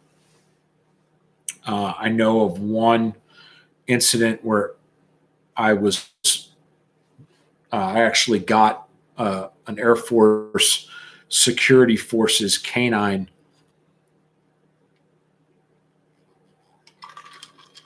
and handler, and had them do like essentially some OP4 for some reconnaissance stuff that was going on. And this is when I was on like the backside support, helping set up the event and manage the event. So I was administrative. And we did not tell the reconnaissance element that they would be aggressing against animals. And this Air Force guy and his dog, his shepherd, they went out and actually set up in a static location, and the dog silently alerted and tracked the recon element as they moved through some low ground, infiltrating an area. The guy did basically a photo or a map recon where it's like, all right, well, where would I try to get into this place? And he set up along one of those avenues of approach. And the team that was doing the recon in the after actions review absolutely were like, nope, no way we were seen, blah, blah, blah, blah, blah. But the reports that this guy had taken down the times and everything, and that lined up with the movement of that recon element. So that was pretty cool. But when you get dogs that are very, very adept at tracking by smell and working by sight, essentially like your crackhead Mals, teaching them to chill the fuck out when they really know that their reward is that they're going to get to go on a bite most of the time, that they're not cool with letting you know that there's somebody that they're going to want to bite and then being chill. And normally they get extra excited that at the prospect of their favorite game, which is go chew on somebody's ass. So it's a tough thing to teach, but it is definitely behavior that can be ingrained in an animal if the handler or trainer, that which they can be the same person or different people, believe it or not. If that's what you want that dog to do. But some of it is going to be dog by dog temperament. Just like some guys are better recce dudes and some dudes are just barrel-chested assaulter freedom fighter guys, and they suck at doing recce because they ain't got no patience for it. And they're like a bull in a china shop, which is awesome for doing CQB and sucks for doing recce. So reconnaissance units often screen their personnel for a specific temperament, and it's kind of the same way with dogs. Teaching a very active, prey-driven animal to act in a passive alert like that is going to be harder. Now, with enough positive and negative reinforcement, it's like what Gene Hackman said about the Lipizzaner stallions and the cattle prod. You can get a horse to do anything. It's just a matter of voltage. There's some truth to that statement.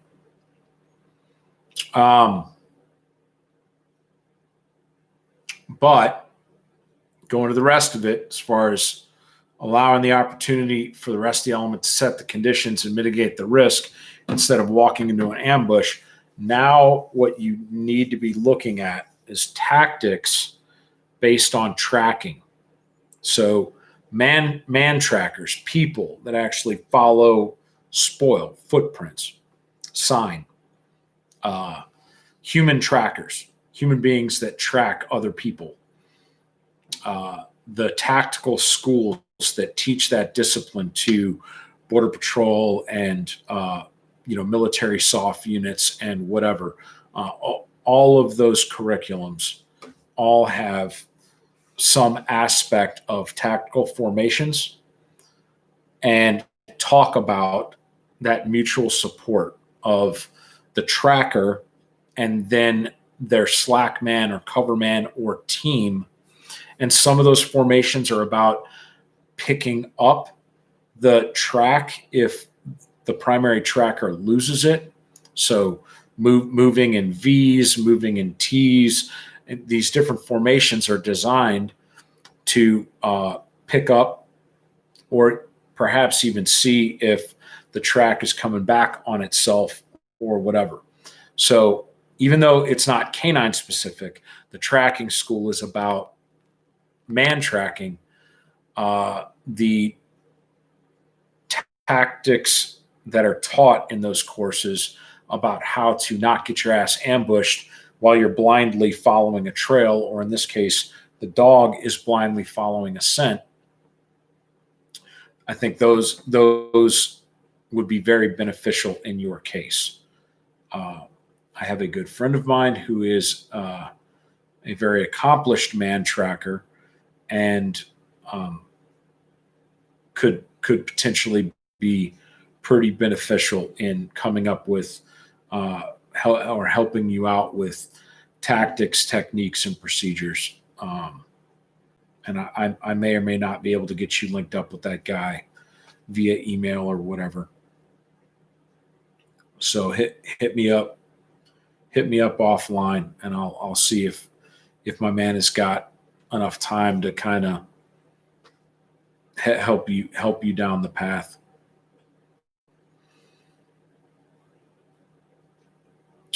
Darren Linton, congratulations on your new place. Welcome to Northern Idaho. Appreciate it, man. Would you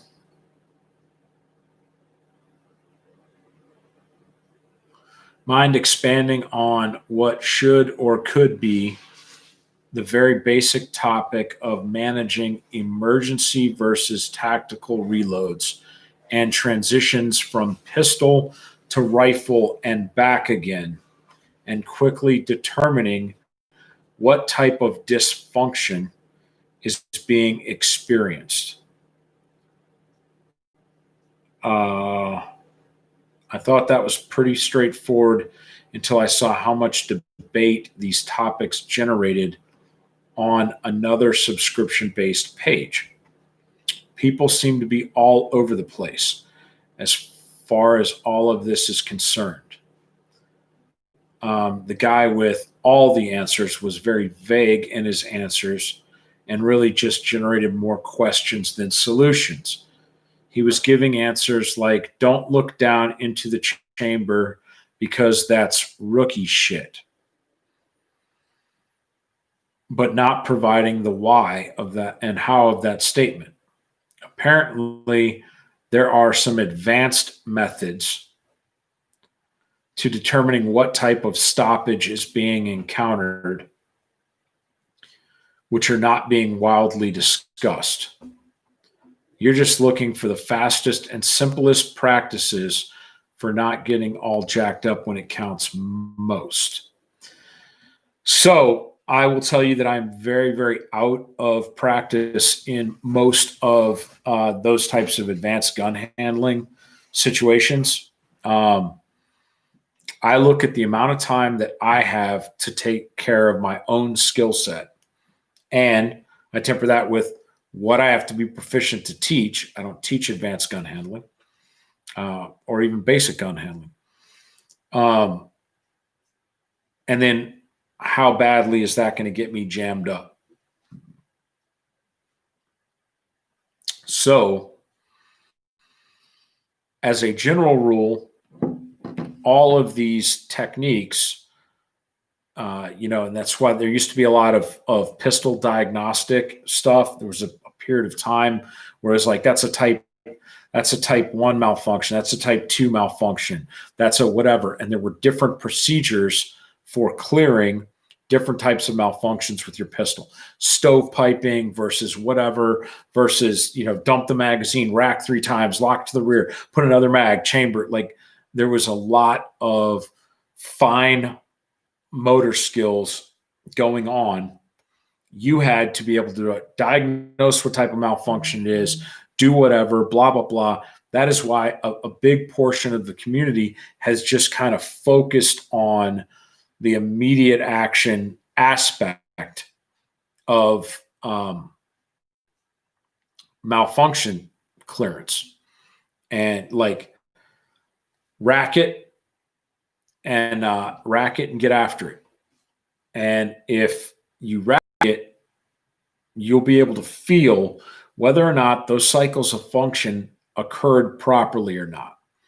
You should be able to tell if you chamber, if you rack a bolt on an AR and you strip a round and that round collides with something and the bolt doesn't go. Feeding kind of happened. It did come out of the magazine and somewhere upwards into the gun, but chambering didn't occur. Certainly not any locking, which means that firing is not gonna happen. Just attempting to rack it over and over again is not going to sort you out. So you have to do lots and lots and lots of reps. And when I was gunfighting, especially earlier in my career, especially when I didn't have a sidearm. When I didn't have a sidearm, I had the rest of my life to diagnose and clear M4 malfunctions. So my rifle mag changes were a lot better. because you look at a guy that has a handgun, he's got to shoot handgun. I didn't. So every hour spent on a range with a pistol, I was able to spend on a rifle. Every repetition of rifle to pistol transition that a guy practiced, I was able to practice immediate action or speed rifle reload. So my proficiency with the rifle in terms of gun handling was apex.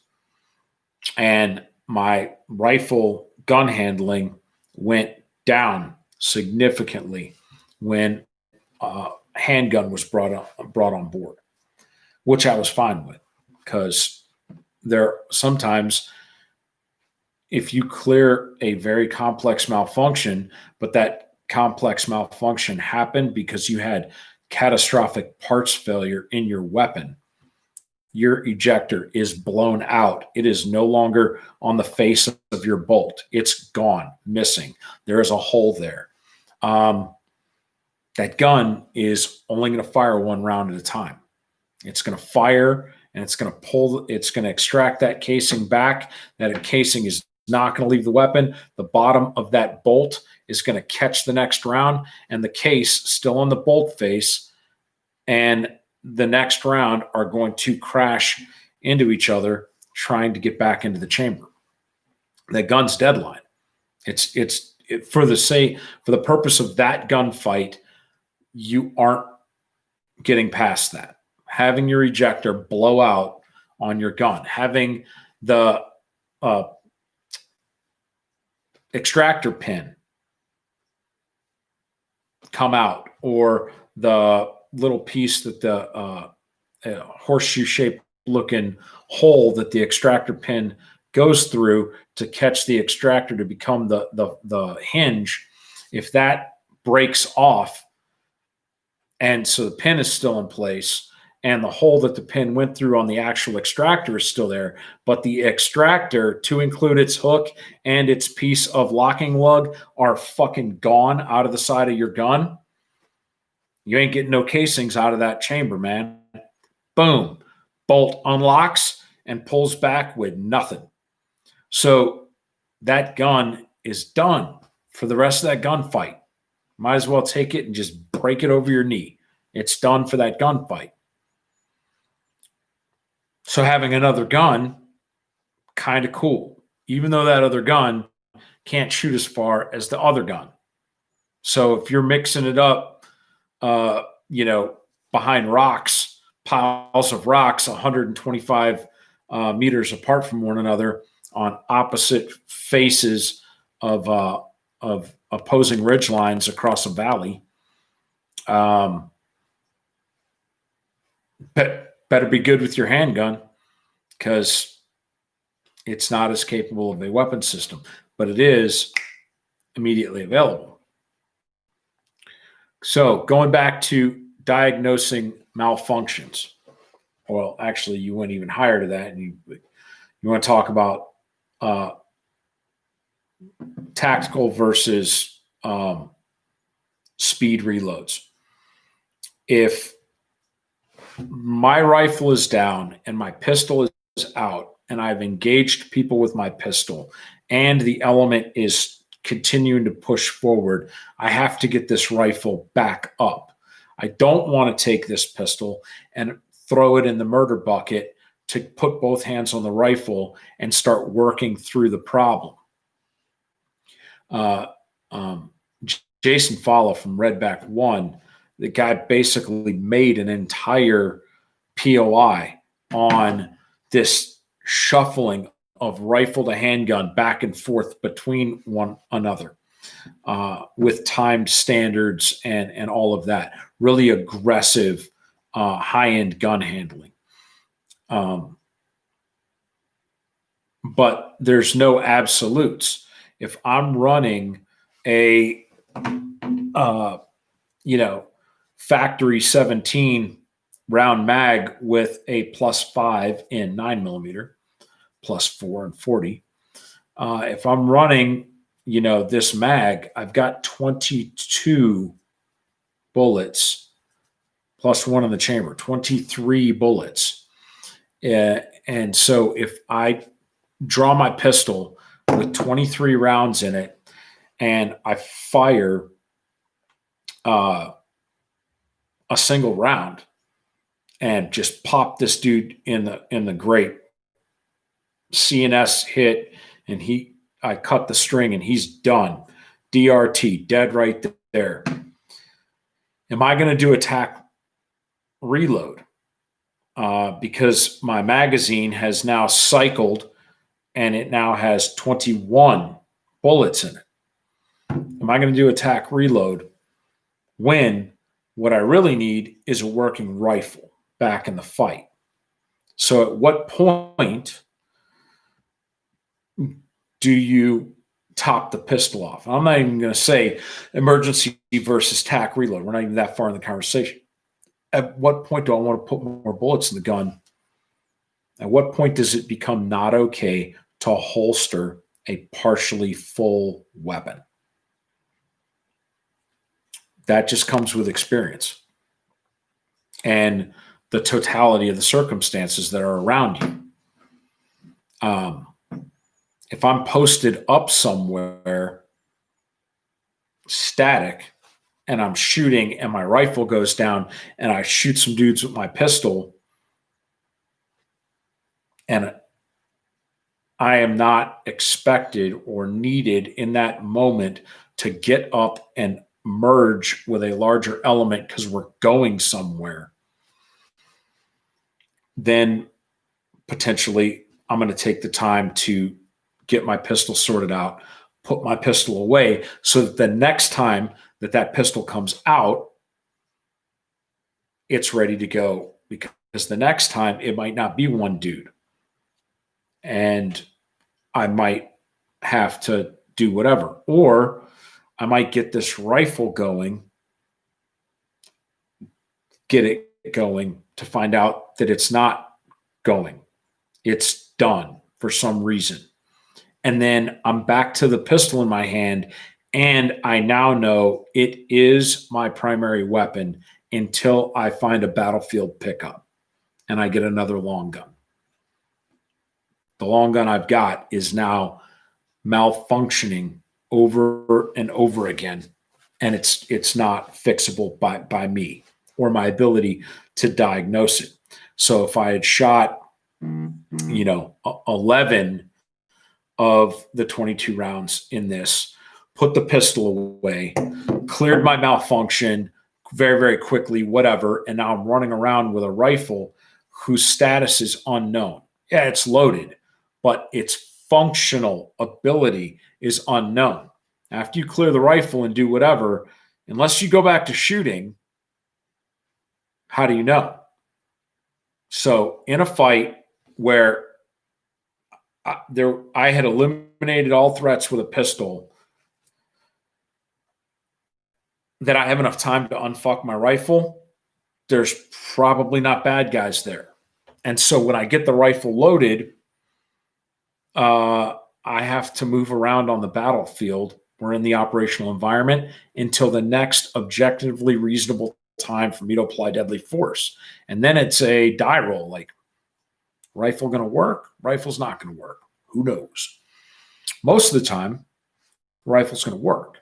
But in that like blown ejector, blown extractor scenario, if I cleared the gun out, everything came out, it loaded, and the next time I have to objectively use deadly force, I enter a room and there's 3 armed guys in there, and I go boom and get 1 round off with the rifle. Now I'm skinning the pistol again, and it has an unknown number of bullets in it.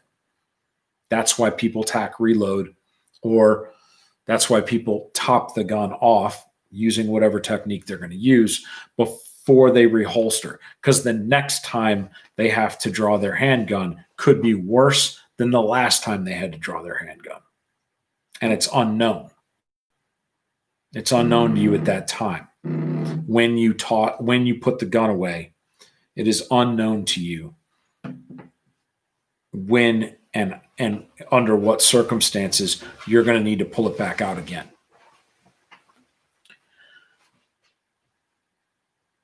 So the reason why I keep saying top the gun off instead of tack reload is because in the context of things, I would not bounce around retaining mags if I was in a SWAT type of environment. I was in a structure,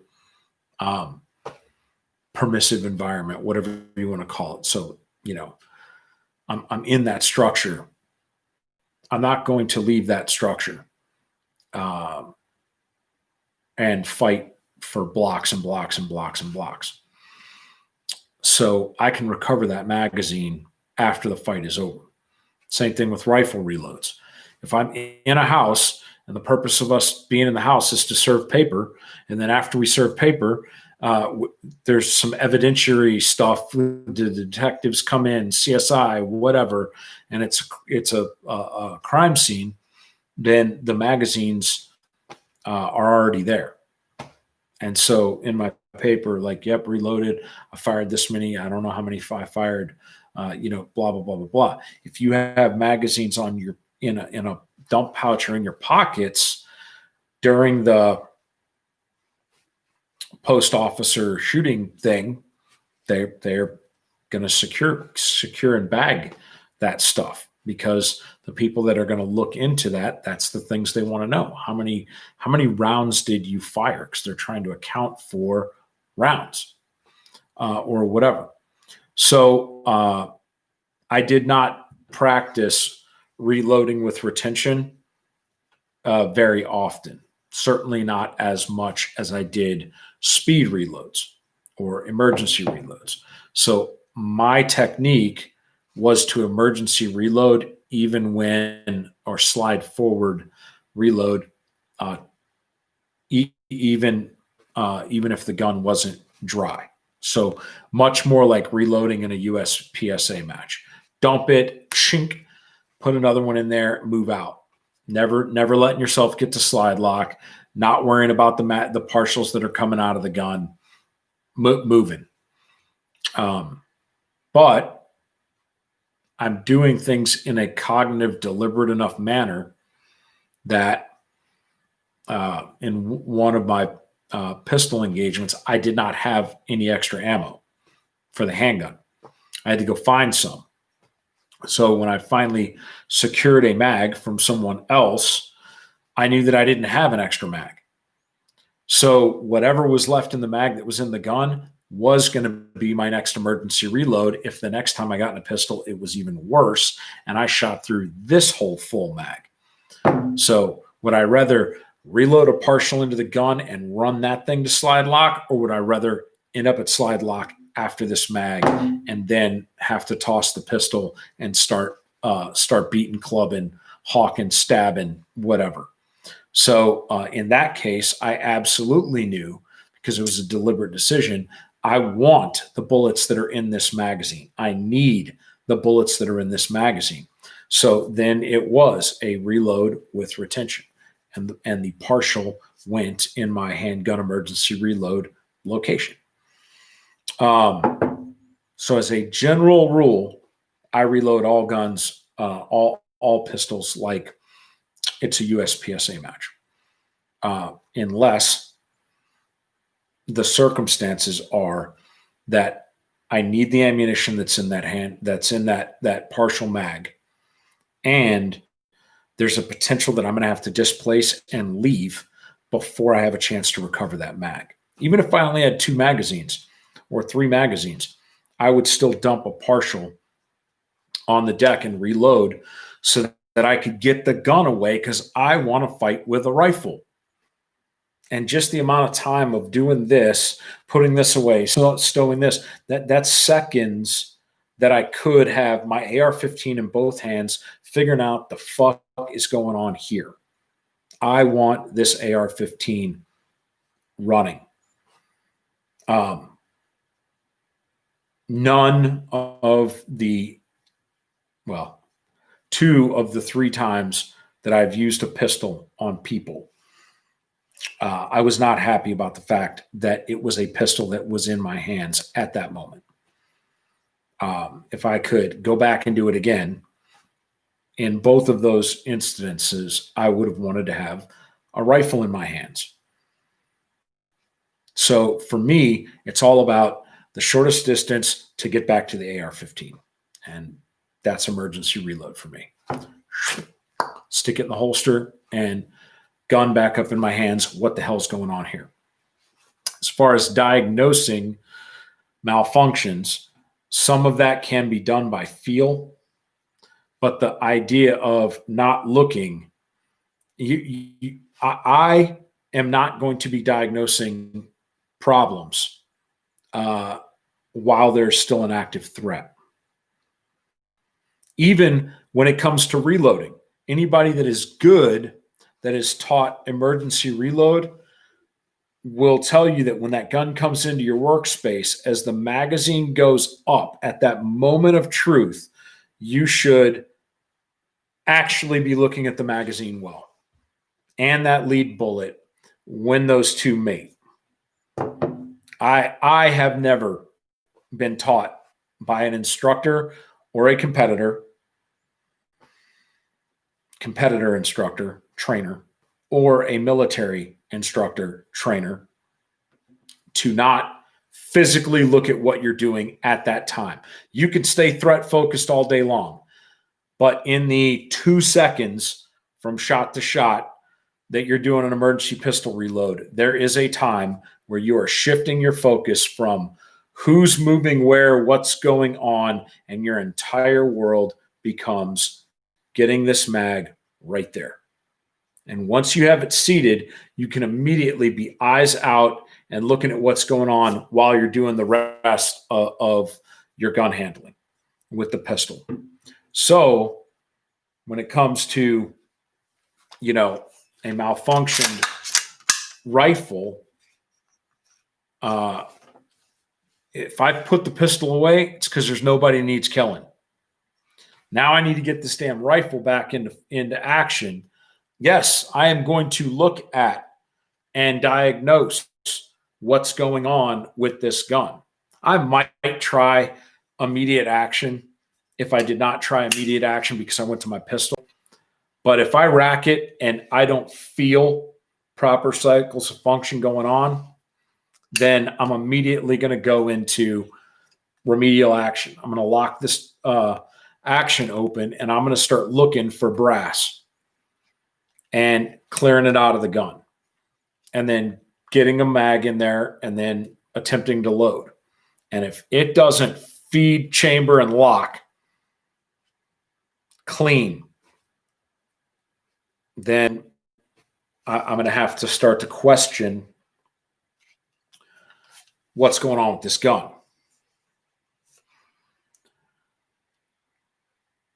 Knowing the status of the rifle, like operational status, not ammunition loaded status, condition, amber, green, red.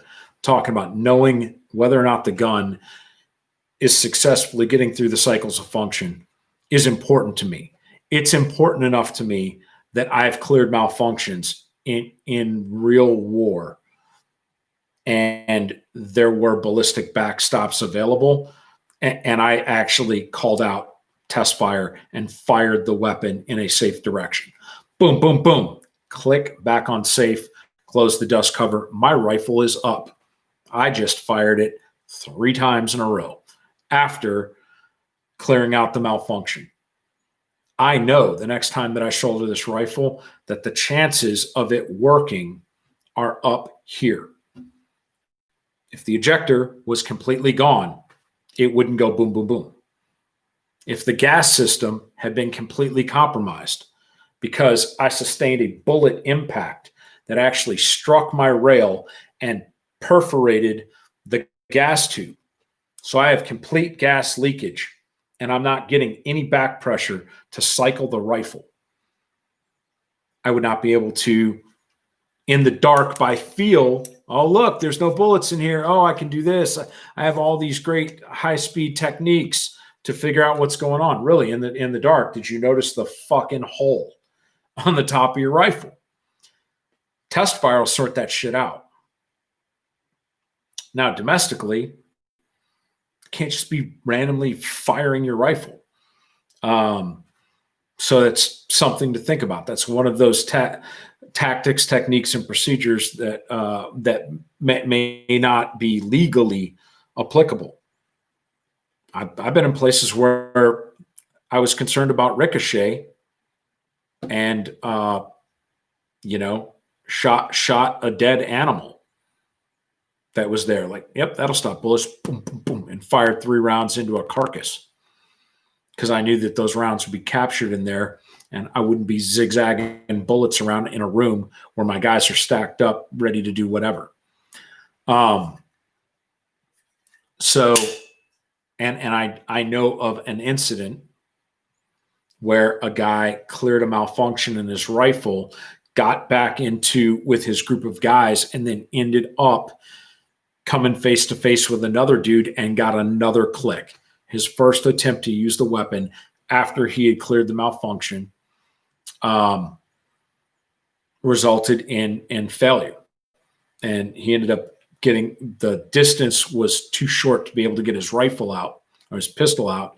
And so he ended up having to go hands on, and ended up eliminating the threat using hand-to-hand combat. But his rifle was done. And for the whole operation, he only tried to shoot twice.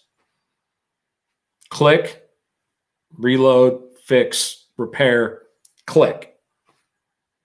So he's done. Gun was done for whatever reason.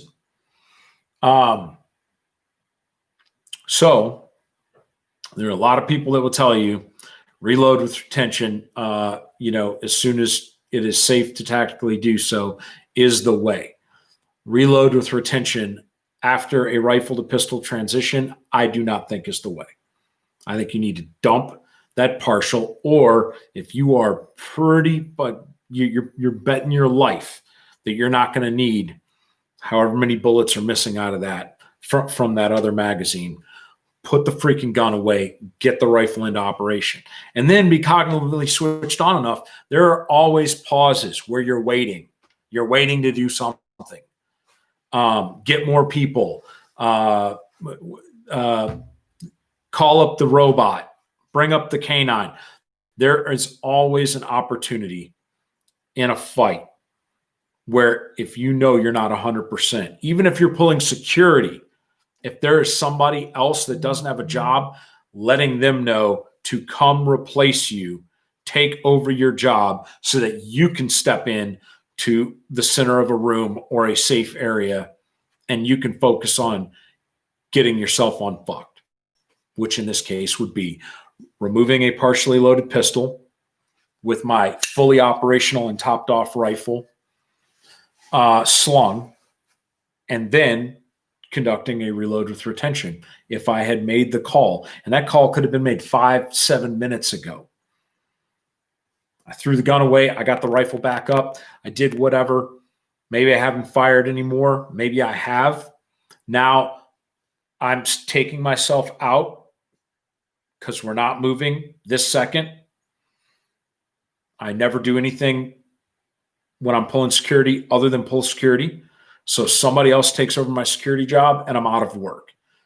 Now my next work is reconfigure my shit. I fired my rifle 5 or 7 shots since I got it unfucked.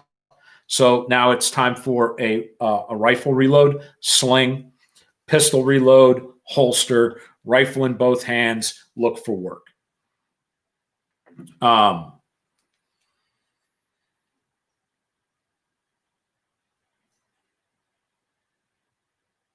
So don't be afraid to visually diagnose.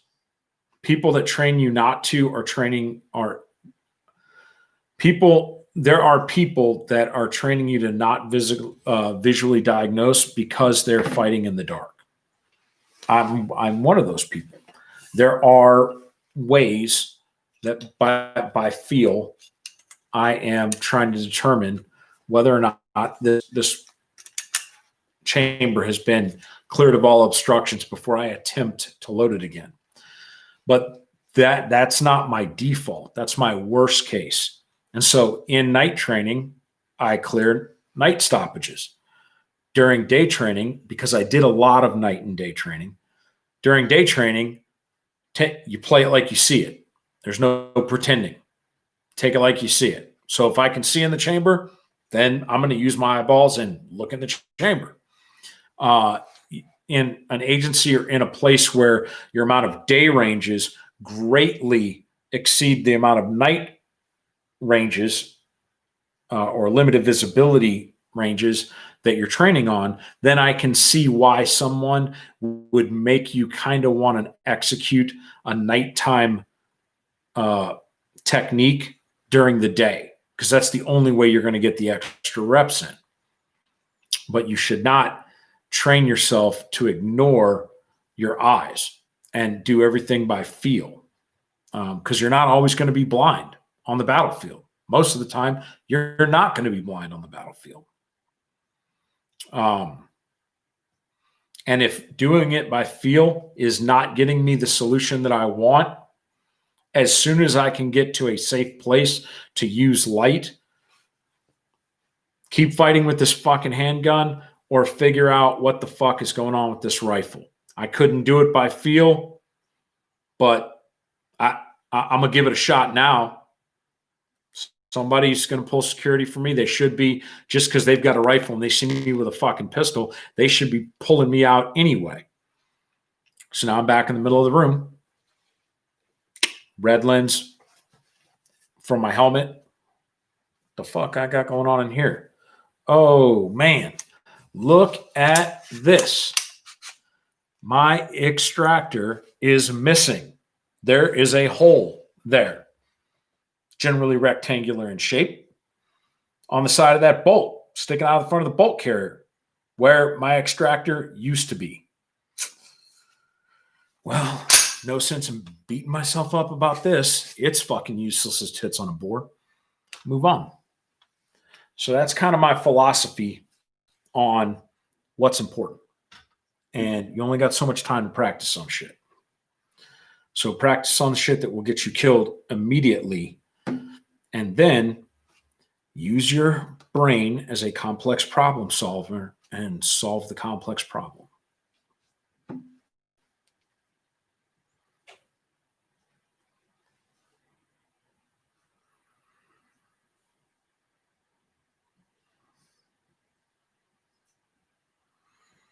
All right.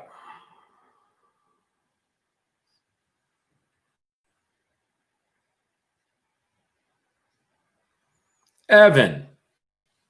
Hey, Chuck, the new range looks badass. I need a berm.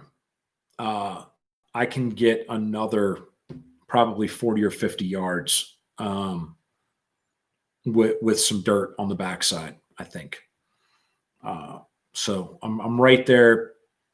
I would shoot at 400 right now, especially because I know what's beyond if I manage to send one high. But in order to make sure that I have plenty of dirt over the shoulders and, above my 400 meter target, I need to bring my 400 meter target in about 25 meters and shoot it at 375. But considering I haven't pushed a single, anything, haven't moved a single scoop of dirt anywhere from this property, anywhere else, I think being able to shoot out to almost 400 just using the natural rolls of the earth right now is pretty good. I'm pretty happy about it. And then I've got that's right out the back door, right out the front door, off to the left. I've got a little small dirt berm that was here before. That's big enough for me to put a single target stand and have a backstop. So if I just want to shoot bulls or whatever, I can go right out the front and shoot 50 yard pistol into the berm over there. I'll probably put my plate rack up off to the left of that because it's shooting uphill into my trees on my property. So plate rack will go up. I'm missing 2x4s. I need to get some pressure treated lumber and set up my plate rack in a bucket Had my boy Rob chop up all my 2x4s for stands for the C-zone targets to have extra, and then forgot that I needed a full length 2x4 to hang the plate rack in a bucket plates off of. So until I get to the lumber shop, which is a 100-mile round trip, I think, something like that. Until I get to the lumber shop and back again, I'm not without plate rack.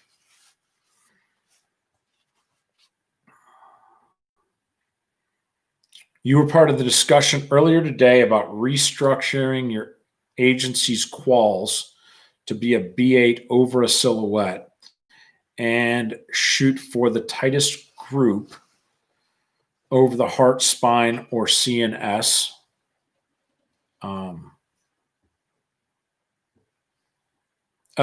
Shoot for the tightest possible group or spread the damage.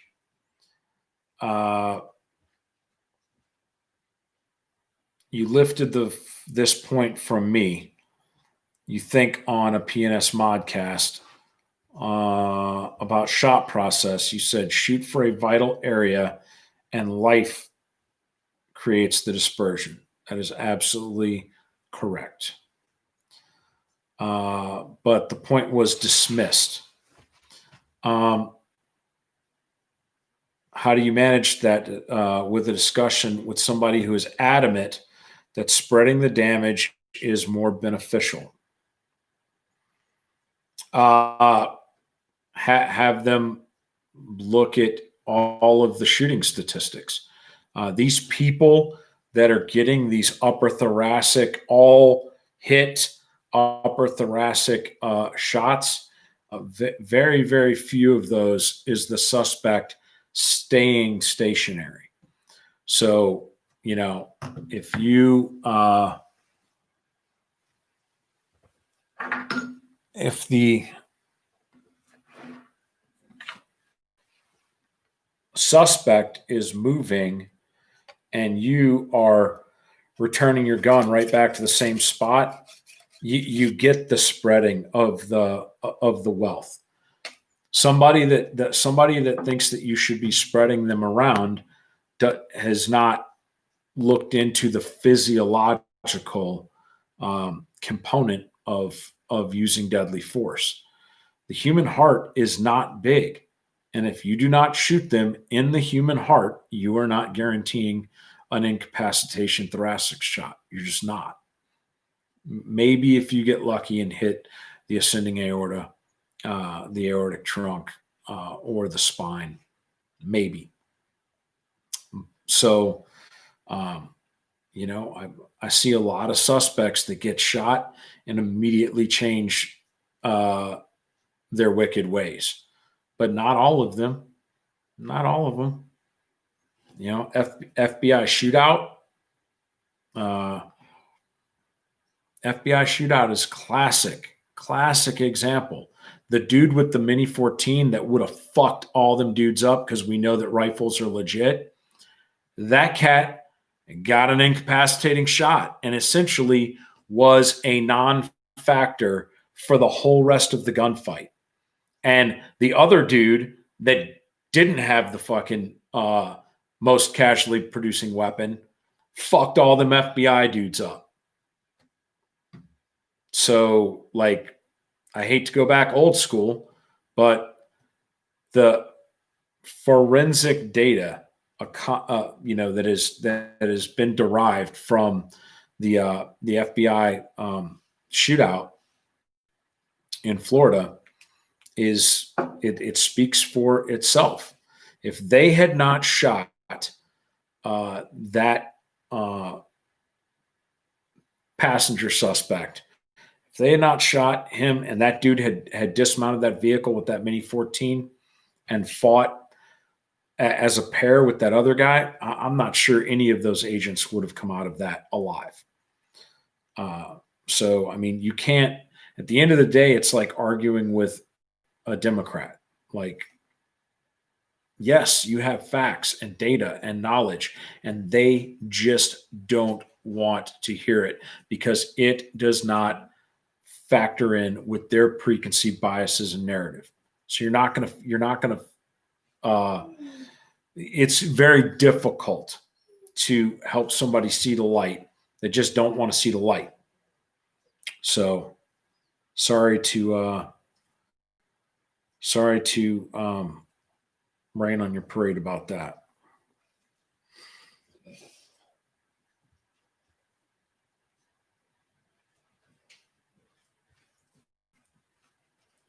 You could probably use force on force and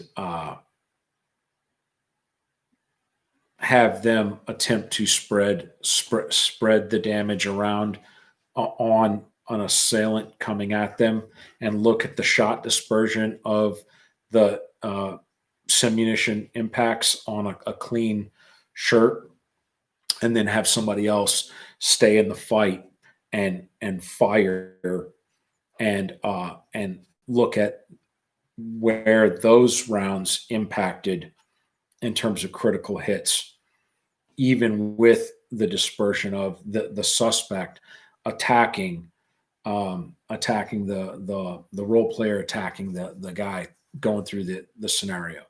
And I think you will see more critical impacts on the person that is no shit trying to drill their bullets through the same hole in that same type of engagement than the person that is trying to take any piece of that upper torso that they can find.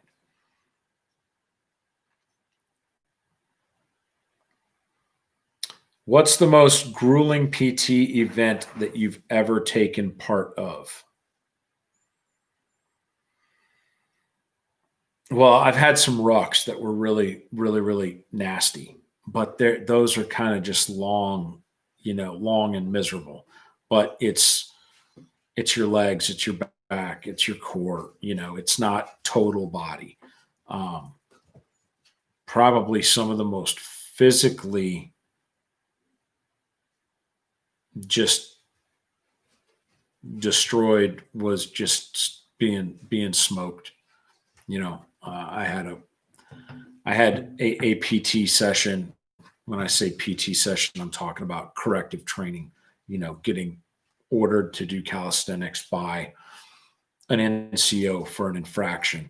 I had one that lasted several hours, resulted in me becoming a heat casualty, going basically,